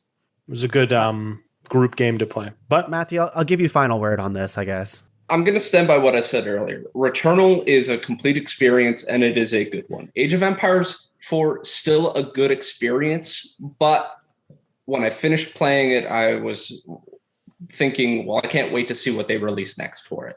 Okay. And to that end, I'll give the edge to Returnal. Gotcha. Perfect. So what we have is Inscription, Metroid Dread, It Takes Two, Returnal, and Guilty Gear Strive. That's 5. We're closing in at the end of this list here. Finally, 3 hours later, with honorable mentions to go and a special list that I won't save. I'll save it for later. But okay. What is number 5? And we will talk about the games that we haven't talked about. I promise you that. But what is number 5? Returnal? Sure. Yeah, I think so. I'm okay. This is just getting some of this easy stuff out of the way. I would say Returnal 5 and Guilty Gear a respectable 4. Absolutely. Yeah. And then that just leaves us with a tough top 3. Yeah. Okay. So let's talk. I agree with that. I think we see where this top 3 is going, but I'm going to make my case for. I actually don't know. Matthew, for yourself, are you okay with Returnal 5, Guilty Gear 4? Yeah. No, makes sense to me. Okay, let's talk about Metroid Dread. Ethan's been dying to rip this game apart. I'm excited to hear it. He's cracking. He's actually knuckles. got a poster that he's ready to rip. Mm-hmm. Yeah. Metroid Dread 3? I'm sorry, Ethan. Go ahead, make your case. I just was looking forward to this game because I really do. I guess would you consider Hollow Knight, Dead Cells? I guess Hades. Hades is not Dead Cells. Not Dead Cells. Okay, so no, maybe the way the map changes controls. each time. Maybe the way it controls. Hollow Knight's a good example, though. That's a Metroidvania. So Ori, that's the other one I was thinking about too. Ori, Hollow Knight, Metroidvania games, I've really enjoyed. So I'm thinking about what I have here written down. I've already talked about how I just feel like this game, I was on autopilot for the back half of this game. It just never really gripped me like some of these newer versions of that formula. I think Metroid is a monumental game for giving us this Metroid formula, right? But my biggest issue with this one, and I know Tung has something to say about this, is what is it bringing new to the table that other games have not improved on its formula over these years? Everything I've read about this is this is a great game that's stuck in the past. And people, if you come to Metroid with that past Metroid experience, I'll admit, I haven't played another Metroid game. Maybe the GameCube one, I forget what that was, Metroid Prime or something, but I haven't played the early Metroid games, so I don't have that nostalgia for it. So I'm wondering if that is really what's stopping me from liking this game. It's this is nothing I had. This is actually downgrading what I have been playing in Ori, in Hollow Knight, and those kinds of games.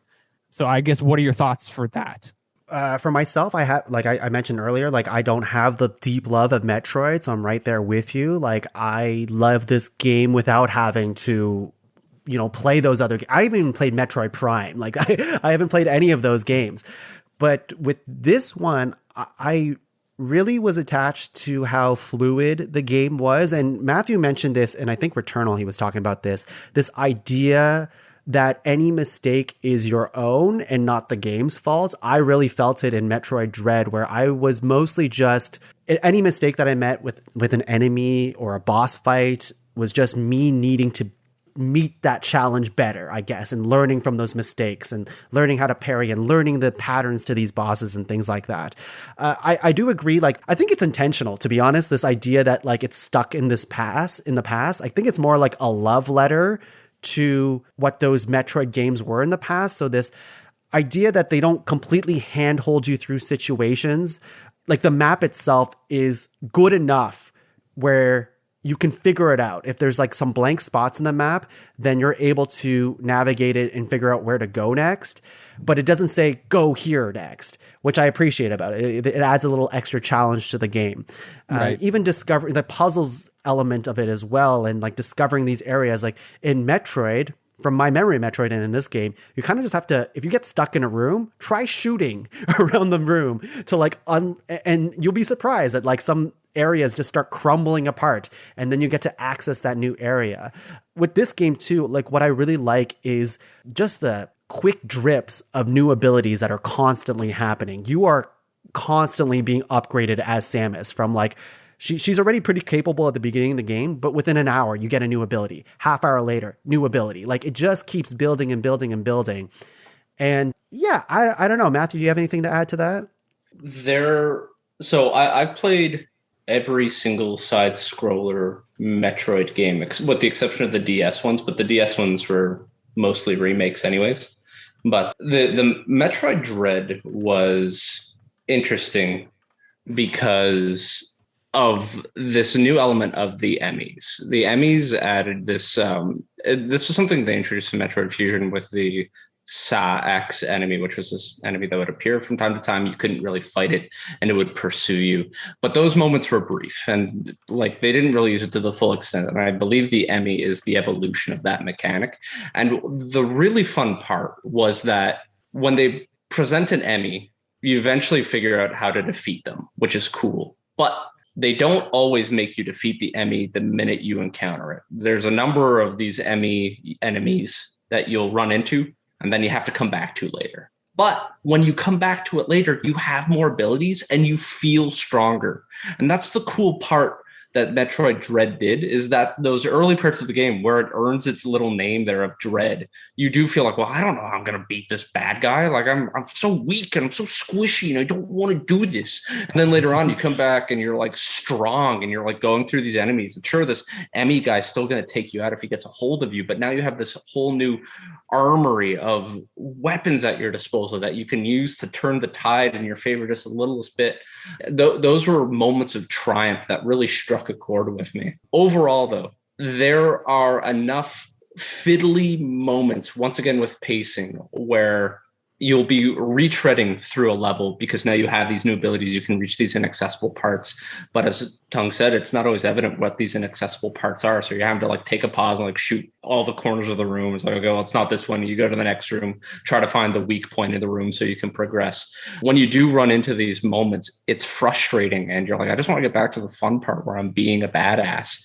So yeah, it's in a weird spot for me. I loved the game. I loved playing it. You should play it. But it is by no means the perfect version of Metroid. Right. Yeah. Yeah. There's a couple things you mentioned. Like I never in this game felt badass. I never felt a moment in there where I'm like, yes, I'm super powerful. There was actually a moment, I think you get where I got the gravity suit, where it explicitly says on it, it's like reduces enemy damage. And then there's 2 rooms later where you fight a boss. And it's a boss you fought before, so you're like, okay, this should be easy. And I should be able to see how much less damage I'm taking because I got this gravity suit. And then the boss turns and has another stage to it and starts puking black stuff onto you and takes off 3 pips of your health. And like, this upgrade was useless. It just like the enemies just ramped up. I didn't feel more powerful, at least for a little while. The enemies just ramped up exactly even more powerful and they just get stomped on. So it's just like, I felt that was not great feeling. But the Emmy stuff, I did not like. I thought it was frustrating. I'm like, there's specific rooms for the Emmys, right? So I'm trying to navigate through them and I got this thing chasing me, but I can't open my map to like, oh, am I going the right way now? Or I have a set path that I'm trying to go through this room. But the Emmy obviously is trying to stop you from doing that. So I'm looping back around in this room and running around, and it's getting chased after, or it's chasing after me. And it's just, I'm getting all twisted and turned around and go out. Like, I'm frustrated. So I go out another door. And I'm like, well, fuck. I'm like, I don't know where I am, or I lost that path that I wanted to get through. So it's frustrating in that way. I guess this game was just very frustrating for me. There's a lot of choices that I just didn't like personally. Especially the hidden block stuff and a lot of these stuff. And I guess I'm hearing that's Metroid. So I didn't have that knowledge going into it, but like, it's Metroid, baby. Yeah. for shooting just Ethan. a random block in the corner of the level to be like, oh, the fucking hell. Like, that's the reaction. Like, that wasn't fun. That wasn't intuitive. That wasn't enjoyable for me. And there was no hints about it. But I mean, if that's Metroid, then that's Metroid. And maybe I just don't like Metroid.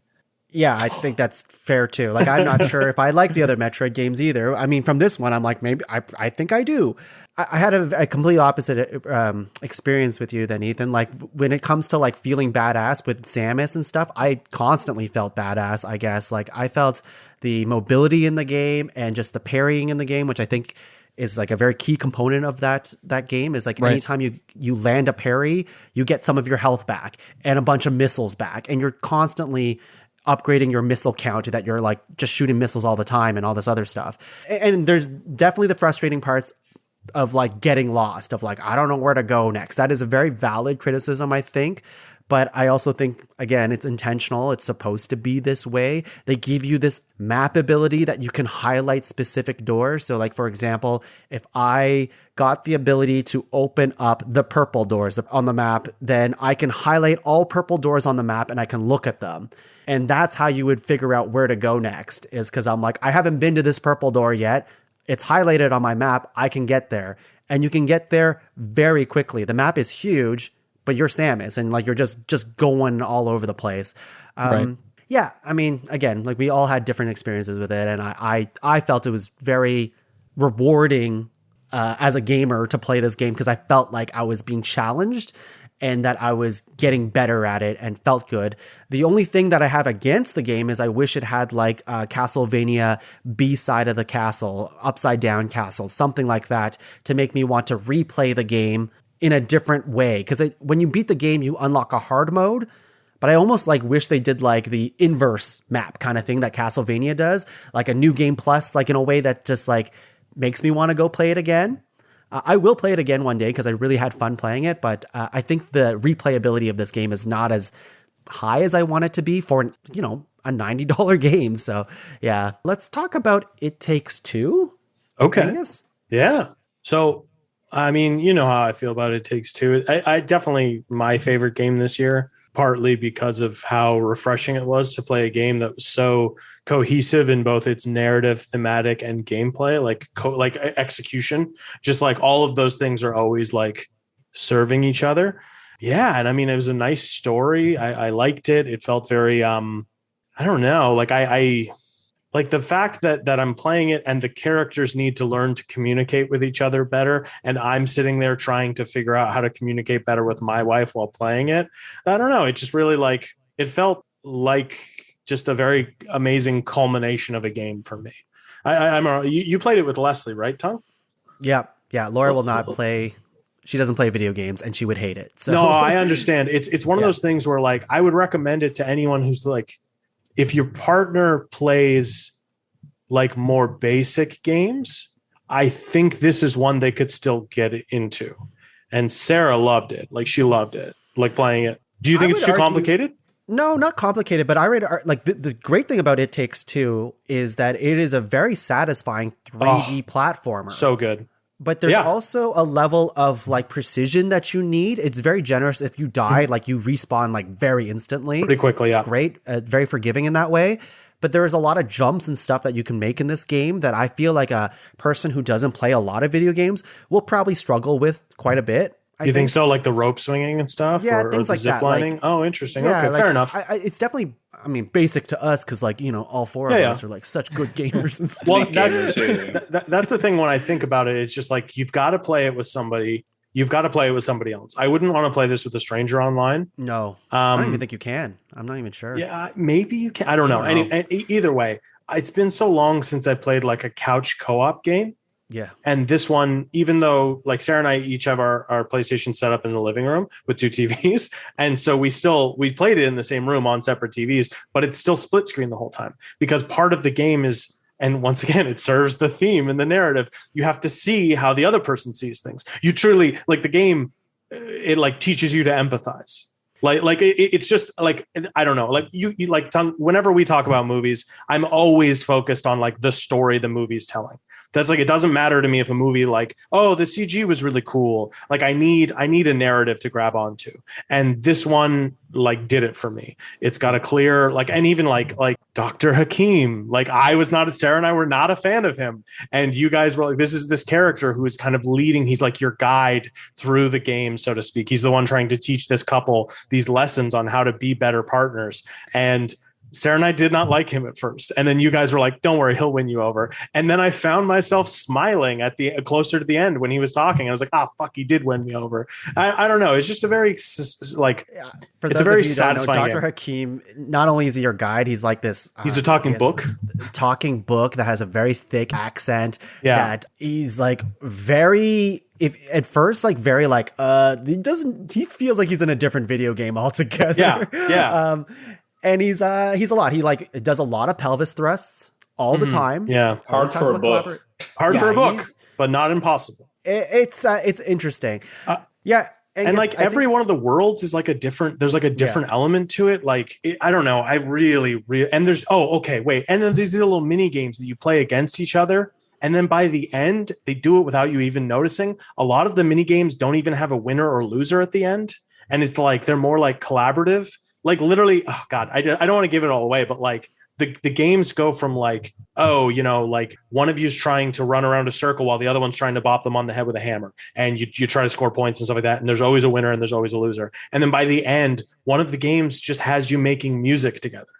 And there's no winner, there's no loser, but like, and it works with the theme of the game and like the narrative. I don't know. I found it very wonderful. Yeah.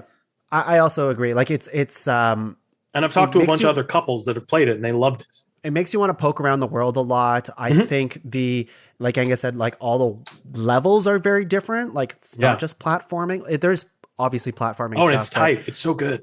But it'd be like everything you do, you get a new ability that you have to use to work together with the other partner. I don't think they all work very like they're all good and imaginative, but I don't think they all like feel great. Oh, interesting. I mean, I only played one of the characters. That's in terms of replay value, though. I could go back and play as the other character and have a totally different experience. I just mean comparatively to the other like sections. Like in one section, maybe you have a hammer, I have a nail, and then in another section, someone else would have a different ability, and I'd be like, well, this ability is not as fun as the last thing that I did. Sometimes there's some envy in terms of the other person's ability. That's fair. I found myself. But then they would switch it. They also switched it to like a different view of there's so many, I don't know. I don't want to give it away either. Like there's so many different like perspective changes in the game and things that like make you feel like you're going on this grand adventure. But my big knock against the game is that I actually don't think the story's that good. Oh, interesting. I think like I like the voice acting in the game, the presentation of the game.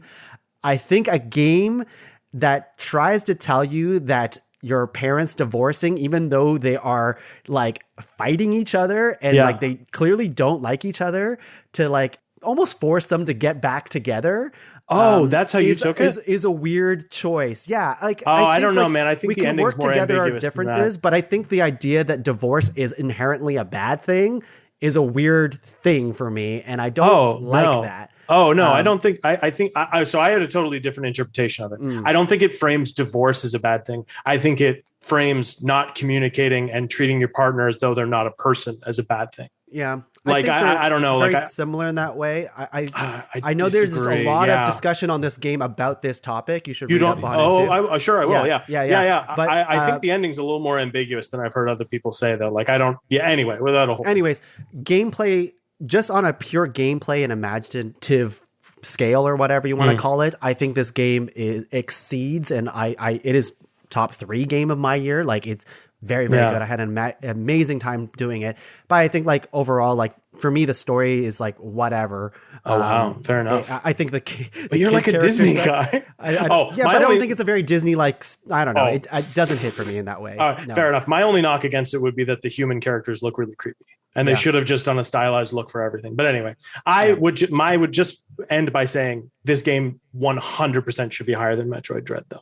Okay, we'll talk about it. I can. I have thoughts on Inscription. I think so It Takes Two would be my number one. I don't think Inscription is the bed of roses that we've all been jumping around here. We've been tiptoeing around Inscription. Can we talk about Inscription now? Yeah, let's pass it off to someone else. Really quick hot take. The second act of Inscription sucks. Moving on. Okay. Oh, interesting. Ethan, Matthew, Inscription. Let's talk about it. We might get into spoilery stuff, maybe, but we'll talk. We'll try to have some restraint. I mean, I don't know how much spoiler alert. Did everybody finish it? Yes. Yeah. Okay. Yeah. You know what, Angus? I'm not mad at that take. I do think Act 2 drags, and I do I think this is a really, I think a lot of people have this opinion. If the full game was just the first act of Inscription, but that 4 times, or just even that game and just like period, you spent 15 hours, just like game of the year, perfect. Yeah, it's like 100%. It's like perfect game. But it wouldn't be as unique, maybe. Yeah, it's exactly, and it's a game this year that gripped me so fast because of how strong that first act is. Like the first 5 minutes of playing the demo on Steam is just like, okay, this game's special. And then I finished it. I'm like, okay, I'm going to buy this game. And I played it for 3-4 hours or something like that.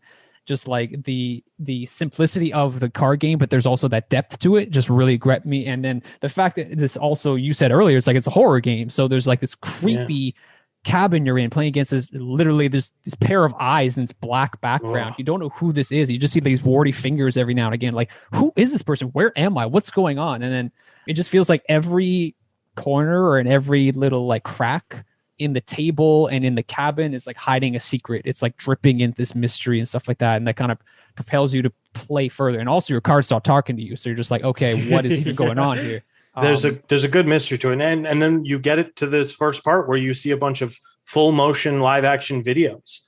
And you're trying to piece that together. It's like a found footage type thing. I found that all very compelling. And I should say, I don't think the second act sucked.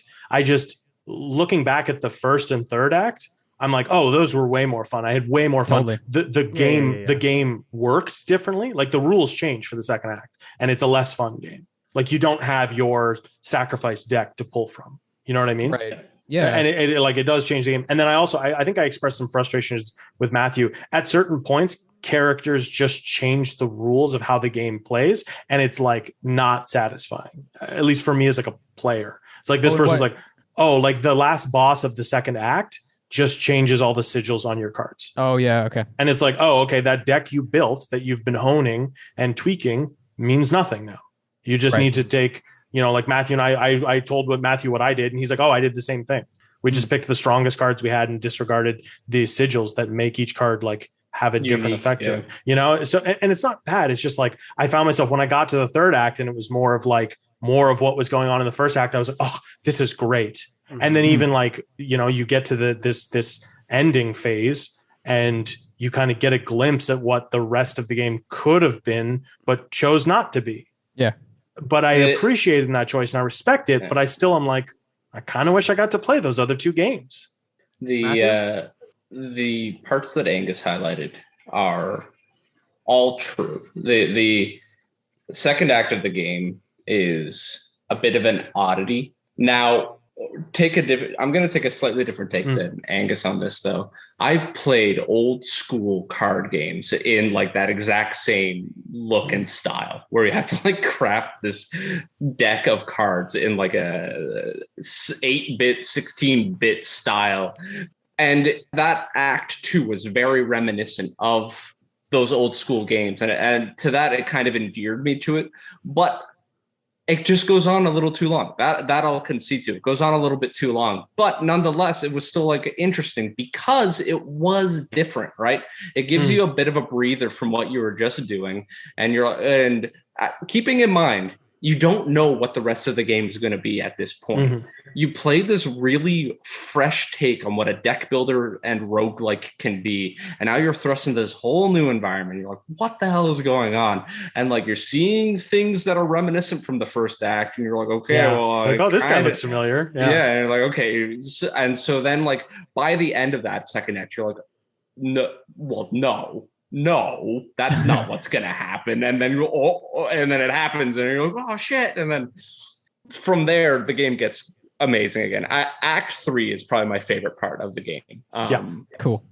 But there was another part I wanted to draw. Right. In Act 1. Act 1 has a really cool story element to it that we haven't really touched on yet. And this goes back to those talking cards. They change over time. And that blew my mind when I first noticed that. Yeah. Where like at first they start to look different. Yeah. You like one of your cards is like a stoat, and one of them is like a beetle, and one of them is a wolf. And and they keep coming up again and again, and they'll talk to you and give you little tidbits of story as you play them. And then at one point, I just like clearly, I'm like, they look different. They're the stoat's head is square now. Yeah, what's up with that. That's the first one I noticed. And like the bug is like looking like a little person. Yeah. And so like there's just like these little things that you start to clue into, and these things that recur, like the concept of the ring constantly coming up throughout the game, and it being this powerful artifact, this powerful tool that you can keep harnessing. Is the ring in the other acts? I think I only found it in the first act. The ring is the snake that bites its own tail there. Oh, Ouroboros, yeah. The Ouroboros, like that's the ring. Oh, I know like there's an Ouroboros card in the second act. Oh, okay. But like interesting.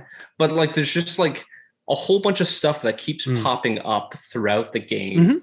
And if you're paying attention, it just like it doesn't feel like there's anything wasted. Anything it brings up at one point will come up again. And if you're paying attention, you'll get rewarded for it in some way. So all of that was great. And then Act 3. At one point, you have to fight your own hard drive.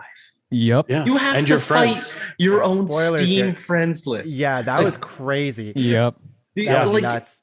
Fighting memes, man. You're fighting like internet shit. Like it's like weird. Like what?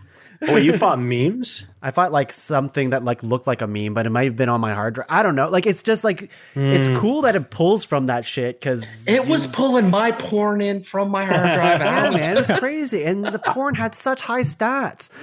I feel like I might have missed out on part of that as well. I don't know. Like I was playing it. I definitely had my Steam friends attack me.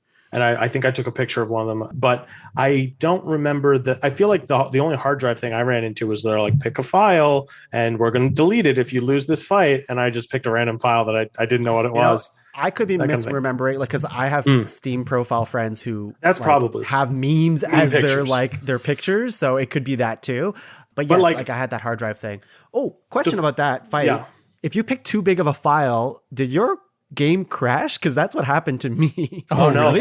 I picked like a 7 gig file at one point. That's crazy. Like that. Every time I would pick anything that was over a gig or 2, the game would just crash. And I'm like, is this intentional? Sounds like it wasn't. Like, out of curiosity, are any of you guys ever going to play Inscription again? Probably not. I probably would not. And because part of it is the mystery. And even like, it's like, and this is another thing. Like, I really like the first act because it actually has those escape room type vibes to it. The third act doesn't really. No, it has escape room vibes in that there are elements around the room that you can interact with and figure out how they work, and then you can open puzzles, up your space. But the mystery of like why you're trying to escape the room is removed. Yeah. When there's like little things of like, oh, I used the knife to take my eye out to weigh the scale or whatever, and then I get a replacement eye which lets me see clues. Spoilers. Yeah. That I thought was really cool. I kind of wanted more stuff like that, but like I get it. That's the other thing is like this game's really unique. Some of the times I find myself being like, I wish they'd done that. It would have maybe made it less unique. Like I kind of wanted a one-on-one like thing with each of the kind of the 4 scribes, but you don't really get that in its entirety. Kind of. No, but that's the thing is the game is crumbling at that point. Yeah. So it's like you're not really playing a game. Like the last one's not even a game. Like you can't win or lose that. It's just you're just, which I get it though, because you're like talking with these people and you're sitting with someone as their world falls apart. And there's a certain beauty in that. I get that. It's like my favorite. It's like my favorite episode of Futurama, where they just sit and watch the end of the universe. You know what I mean? Like, and I like that. And I maybe the payoff, I think, for the ending might not quite be what I was hoping for. You know, it's like every improv scene we've ever done, where like we have something unnamed in the scene, and we keep building all this hype as to what it's going to be, and then we finally reveal it, and they're like, yeah, okay, I guess that makes sense. You know what I mean? But it wasn't like, it doesn't live up to the potential, and so maybe that's where it falters a bit for me. My first time through Act 2 going into Act 3, I'm like, oh shit, is this the game? Like, I'm going to beat Act 3, go back to Act 2, and then there's going to be an Act 4, and then an Act 5. And I was super stoked for that. And then you get to the end of Act 3, and you're like, oh, yeah, okay. No. And it stops being a game at that point, is more just like an experience, which is cool. Kind of like watching an anime. I don't think I needed more of that game after Act 3, you know? Like after Act 3, I was like, I'm good with this game starting to wrap up what it's trying to tell me. Because that's what it is. It's kind of like there's like 4 play styles in this deck building game. They teach you 2 of them in the first game, the bones and the sacrificing and stuff like that. The bones and the beasts, they get that working in the first act. And then in the second act, they let you play all 4 of them, and they don't teach you how to play 2 of them. Right. And then the third act, they teach you how to play the other 2. So even that just felt kind of weird. Like I was like, what? I was under the same impression as Matthew, where I was like, oh, I'm going to play through this one. I'm going to get this, and then I'm going to play through that kind of similar experience again, and then get this new thing. And yeah, I don't know. The second act, I agree, it does go on too long. The thing that I did with the second act was just let it auto complete my deck. Like very early on, I was just like, this game is clearly, like every time you auto complete the deck, any area that you went to, it changed it to that area that you were like fighting, did it? I guess. So that's how I was able to experience like these new play styles and stuff like that, with like, you know, the orange cards and the green cards or whatever the fuck it's called. Yeah. So that it forced me to learn how to do that stuff, because otherwise I was trying to replicate what I did in the first act, and I found like it wasn't really working for me. That's actually what I did. I just made a deck like I did in the first act, and I played through the whole second act like that. I didn't use what I did too. Yeah, I didn't use any of the tech cards, and I didn't use any of the magic cards. Yeah, I had a lot of fun. The end where you have to use those, and I loved it. Right. Yeah. Okay. That's interesting. I mean, I that's love cool that you have the freedom to do that, right? So like, it makes it more like you have choice over the deck. So. I suppose I really appreciated the presentation of the 3D portions of the game. The 2D stuff, not so much.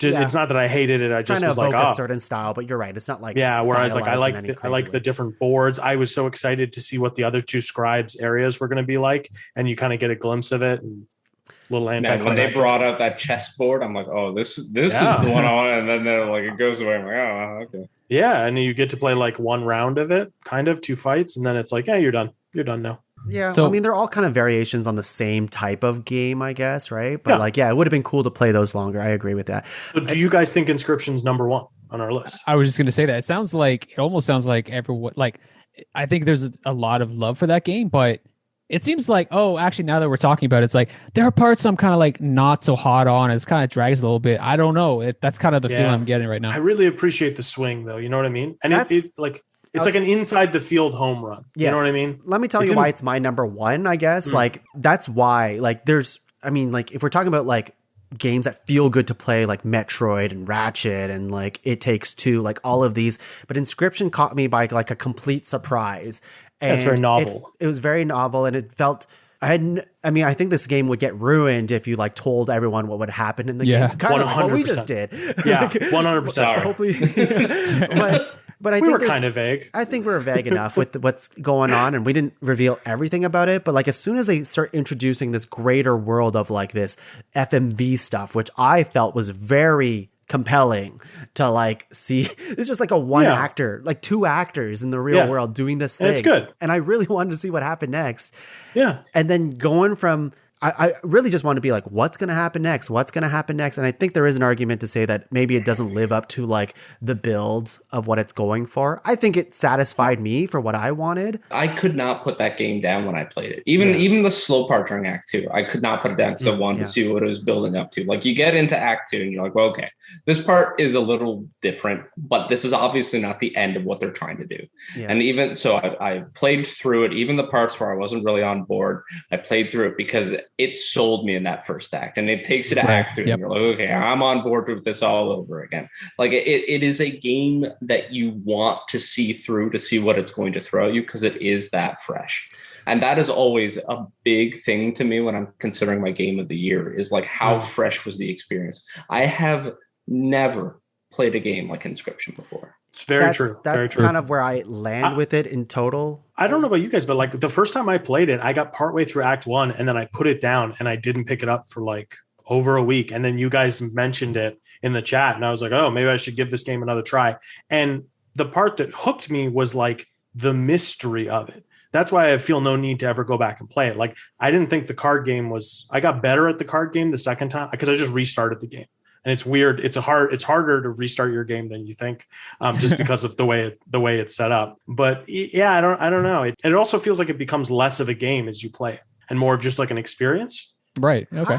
Honestly, I don't know. Like, it feels like I'm still playing that same card. I mean, like, you're playing even the third world. You're playing a bunch of that card game. 100%. Until the very end, until the very. I would last say minute. after you like come out of the cellar, it's not a game anymore. You're like watching a long cutscene that requires you to play cards. But that's like once you're at the end game, yeah. I would even say in the chessboard one. I don't even know if you can actually lose the chessboard game one. Oh, I did. You did? Oh, okay. Fair enough. But this is a big spoilers. But like, I think this game is meant to be like, we've talked about other games that like maybe knock them against their replayability and all this other stuff. I think about games like Gone Home, like where it's like a singular experience and that's all you need and want from it. That's true. And that's all I need and want from this game.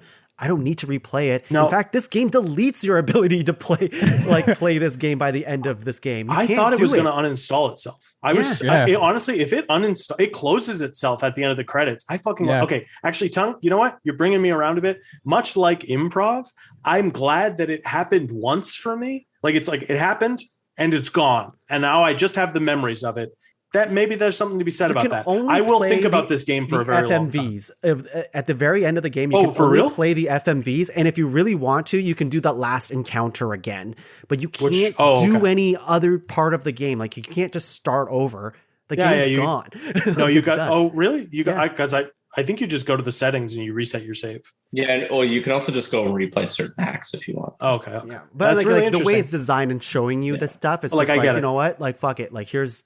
And there's something to be said. I raved about It Takes Two and its gameplay marrying with its theme and its story so well. This one doesn't necessarily marry through gameplay, but it does, like, whatever this like experience is. It's a very consistent experience. It stays true to itself in that sense of like, this is it. Like, this is what's happening. Yeah. Okay, we've talked a lot about video games.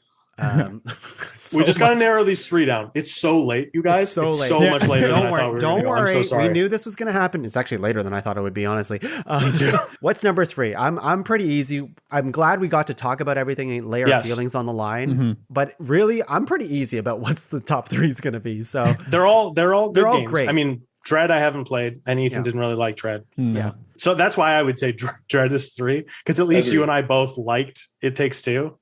You know what I mean? If It Takes Two is our number 2 kind of thing, I'd still say It Takes Two should be. I'm perfectly fine with that. Yeah. With Dread being 3? Yeah. What about you, Matthew? Yeah. Metroid Dread, put it to bed. Number 3. It's pretty good. That's where I'm going. Yeah. And I feel like I would say, like, I don't know. It's tough because I do think like It Takes Two is a really good game, and like Inscription is this unique experience that, like, while I'll never do it again, I'm glad it happened. So maybe that's enough for it to be this like unique thing that like everybody should try once. Yeah, I'm not sure. Like, what Ethan like and meth. Just try it once. Ethan, Matthew, what are you guys thinking? Like between 2 and 1 here? I mean, I think Inscription was one for me on this list. It's I mentioned that everyone was kind of it seemed like a little sour there, and then everyone's like, oh wait, no, actually this game is really sick. So I unfortunately just never played It Takes Two, and I'm looking forward to when I get to play it, but I've not experienced that game, so I can't really rate it. Tung, thinking back. Oh, sorry. I was just going to add my phone. Thinking back on my one downside to Inscription was that I didn't get to play more of Inscription. That was my only knock against it. So, yeah, no. Well, I got something me, to tell you actually, is that I think there's a mod or a DLC for it called Casey's Mod, where they just make the Act 1. It's just like a infinite version of Act 1. Holy Oh shit. wow, that's pretty neat. That's with cool. With some added like story stuff in there too. Oh yeah. Like you can unlock right. some story things, and yeah, you can go back and play that. On YouTube, there's a secret ending to Inscription that apparently you can unlock by yeah. playing the video game and stuff like that. So like, if you want to, you can look it up and they reveal more about whatever that story There's is. also a whole augmented reality thing going on with that, where there's like more story to reveal by like going to the company in the game's website to find more shit. Like it's Okay. Tongue? Yep. I think It Takes Two takes the number 2 spot, Thank you. Thank you. Very good. which would make our list. Please. Number 5, Returnal. Number 4, Guilty Gear Strive. Number 3, Metroid Dread. Number 2, It Takes Two. Number 1, Inscription. I didn't think that would actually make number 1. I'm shocked, but I keep happy flip about it. flopping on it. Honestly, it's a very cool game. If we haven't spoiled too much for you, please go play it. Play It's all so the games cool. on the It's list. so Play fucking all the cool. games that we're I about love to it. name too. Okay. And also, we got to get the more fuck like Inscription. Yeah. All right. So do, when I look for a new guest for next year, since Matthew's not coming back.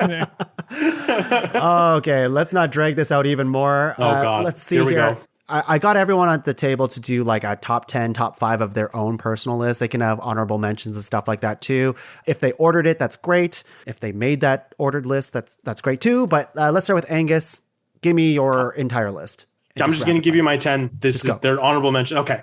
Number 1, It Takes Two. Number 2, Loop Hero. Number 3, Resident Evil 8. Number 4, Inscription. Number 5, Guardians of the Galaxy. Very unpolished, but fun. Number 6, Skull the Hero Slayer. Great roguelike. Number 7, Back for Blood. Really fun co-op shooter. Wish the deck building was better. Number 8, Tales of Arise. Didn't finish it. Had fun with it, though. Number 9, Age of Empires 4. And number 10, Humankind. Cool. Matthew. My number 1 is Returnal. Number 2 is The Rift Breaker. Number 3 is Borrow Trauma. Number 4 is Inscription. Number 5 is Loop Hero. Number 6, Age of Empires 4. 6 is Metroid Dread. Number 7 is Back for Blood.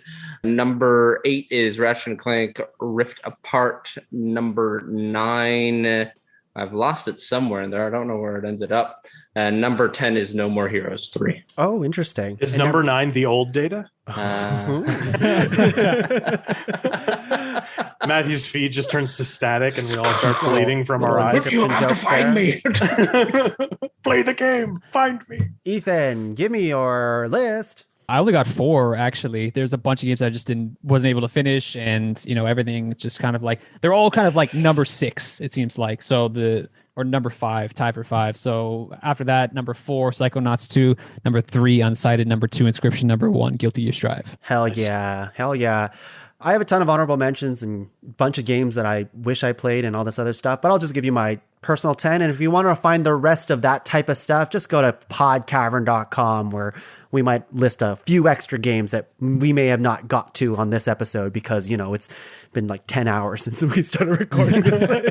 Number 10, Great Ace Attorney Chronicles for me. Great Ace Attorney Chronicles. That's the Phoenix Wright games. Number 9, Super Mario 3D World and Bowser's Fury. Number 8, Psychonauts 2. Number 7, Resident Evil Village. Number 6, Monster Hunter Rise. Number 5, Guardians of the Galaxy. I'm surprised we didn't talk about it, but exactly what Angus said. Surprising. It's good, but it's also unpolished. It's good, but it's very unpolished. And also, anyway, we'll talk about it later. We'll talk about it off after the podcast. Yes. Ratchet and Clank Rift Apart is number 4. Number 3, It Takes Two. Number 2, Metroid Dread. And number 1, Inscription. Okay. I have a secret letter from one Leslie Cherapy who wanted me to read this. So I'll just quickly go through it. All right, Les. Thank you, Les, for making this episode even longer. So here it is. From the desk of the mayor of Pod Cavern, Leslie Cherapy. Legal disclaimer, by reading the above sentence, Tongue Law has agreed to read this letter in full without stopping. Failure to do so will result in penalty of death via robot. Greetings and salutations, Ranked Nation. It is I, Leslie Cherapy, your mayor of Pod Cavern. You might be asking yourself, now why is Leslie, that big old sweetie, writing a letter on the annual Top 5 Video Games of the Year podcast with Angus and Ethan? He left out Matthew. Wow. He classically has never been involved in this episode. Listen, it's a fair question. I would like to shed some light as to my correspondence today. By now, I am positive the excellent Best Video Games crew has undoubtedly talked about the game It Takes Two at length. I would like to confirm that yes, It Takes Two is a phenomenal game and it deserves every accolade it receives. But that's not why I'm here to talk about. I am here to talk about the lies and deception, in capitals, at the hands of Tuong Thin Law. While yes, it is true, Tuong and I technically played the game together, I am here to tell everyone that in our playthrough of the game, it took one. Uno, singular. I did every goddamn thing by myself. Every time I said, Tuong, we have to work together, he would spend 15 minutes trying to find the jerk off button and blaming the supply chain. I had to hack the game's code to allow me to play as both Cody and May, the protagonists of this game, just so we could finish the game. Tuong might have also told you It Takes Two's head-to-head mini-games and probably claimed he won some against me. I won like 80% of them. I, Leslie Cherapy, unequivocally state that I whipped Tuong's Happy Meal ass at every single mini-game. Sweet ever-loving fuck did I destroy that pink peppercorn ass of his. That honky-tonk ass was black and blue from the severe beating he received at the hands of the mayor. This keeps going. It was so bad that I have no choice but to make an announcement. Today, the day this podcast is released, will forever be known as the first annual Leslie Cherapy Smoked Tuong Law Sweet Little Baby Corn Ass at It Takes Two Day in the Pod Cavern. There will be free ice cream, note, Bill Tuong Law for this, and a parade to celebrate. Thank you for listening. Sincerely, the mayor of Pod Cavern, Leslie Cherapy. Wow, and that's the end of the letter. To be clear, this is Tuong Law, the host of Ranked speaking, and not Leslie, whose statement has ended. I know Leslie has pulled this in the past where he says I'm talking, but it's actually him. But I assure you, it's me, Tuong Law, talking right now. Hey, off topic, but Angus and Ethan, I'll include Matthew on this too. Have you heard of this James Corden dude? I fucking love this guy. Oh my God. I think he's the best. He's actually so funny and smart and cool. Do you guys think I should try to get him on the podcast? Actually, shut up. Don't fucking answer that, you fucking shitheads. Don't you dare ruin this because I'm going to go for it. Jamesy boy, it's me, Tuong Law. Please come on my show. I love you. We can rank whatever you like. I am your numero uno fan. You can email Tuong at littlebabycornass.com. See you soon. Mwah, mwah, mwah. Wow. That wasn't even an email address at the end.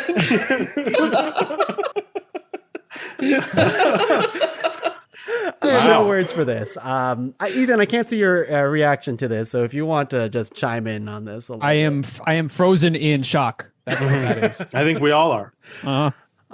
And this is why Leslie is not invited every year to this episode. I get it. That guy. He forgot me. Well, I've had him on my podcast. And Matthew's been on this version of podcast the last couple of years. 3 years, I would think. Yeah, Maybe. like last 3 years. Yeah. Well, you know how Leslie is bad with like memory and Matthew. That big feud they've had. All right. Well, today's episode of Ranked is finally over. But you know what? We always come in being like, this is going to be a long podcast, and it somehow is even longer.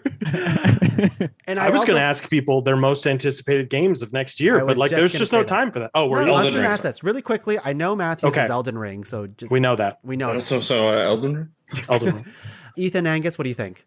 Ethan, probably Elden Ring right now. The improviser in me wants to say Elden Ring, but I have. It does look good. It does look good. I'm really, really looking forward to Dying Light 2. I love first-person parkour zombie fighting, and then also my most anticipated game from this year, little devil inside just never came out, and they never said anything about it. Oh, So yeah. I'm hoping it comes out next year. It looks like it will. Looks like they changed the dates online, and it'll come out next year. But those 2 games I'm looking forward to, and I will be screaming about them next year. And Elden Ring, of course. And Elden Ring, of course. Also Elden Ring. My most anticipated game, if it even comes out this year, is God of War. Hopefully, Ragnarok. I feel like it'll be pushed next year, but right now it's still 2022. Oh, yeah. And, Breath of the Wild 2, I also think it'll be out next year, too. So, You're a big Paw Patrol guy, too, right? Love You want an open world Fucking Paw love Patrol it. game? And I hope Horizon is good because I really wanted to like that first Yeah. game. But we'll see. Okay, we'll do plugs real quickly. Super quick. Quickly. Angus and Matthew, you have the same plug. So thank you for being on the podcast. What do you have to plug? We do a podcast together called Heroes Don't Do Paperwork. It's an improvised interview show where Matthew and I play characters interviewing people with superpowers. Check out Just Heroes Don't. entering season 3. If you Yeah. haven't started watching, perfect time to start. Perfect time to start. It's very impenetrable and relies a lot on having seen all the episodes. Tung and Leslie were just guests on the most recent episode, which came out today, I think, the day we're recording this. So check it out. Very funny episode. I didn't realize you guys did seasons. I mean, unofficial. We've got arcs. Yeah. This is It's where we're like getting. it's like a manga anime. One of the manga animes. You guys are entering your Frieza arc right now, or your Kind of perfect kind Cell. of hopefully. Well, I want it better Like a than Guilty Cell. Gear Strive campaign. Bingo. Someone say Guilty Gear. Okay. Someone said, Ethan Howieson, thank you for being on the podcast. Thank you again for inviting me. Of course, I can't wait to resurrect you next year for next year's 20-hour marathon of what our favorite games are. Mm-hmm. But until then, what do you have to plug for the people at home? When I'm not playing video games, I pretend to be a rapper and do music. I go by the name Dead Sect, and I released an album last year called Error Code. It's on Spotify, all streaming platforms. Go check it out. He doesn't pretend. He actually is a rapper. Grabbing He's very that good, now. and that album is also very good. I can vouch for it. It's awesome. And for myself, you can find the rest of the shows in the Pod Cavern at www.podcavern.com. Check out all the shows in there, and more to come. The Pod Cavern's ever growing. It's going to be awesome. And let's get out of here because I have to apparently call James Corden. So Yeah, I gotta go play some games. There's more to come. More to come. all right, see you later, gamer boys, and don't forget to flick that Flick that stick. Hashtag click this dude.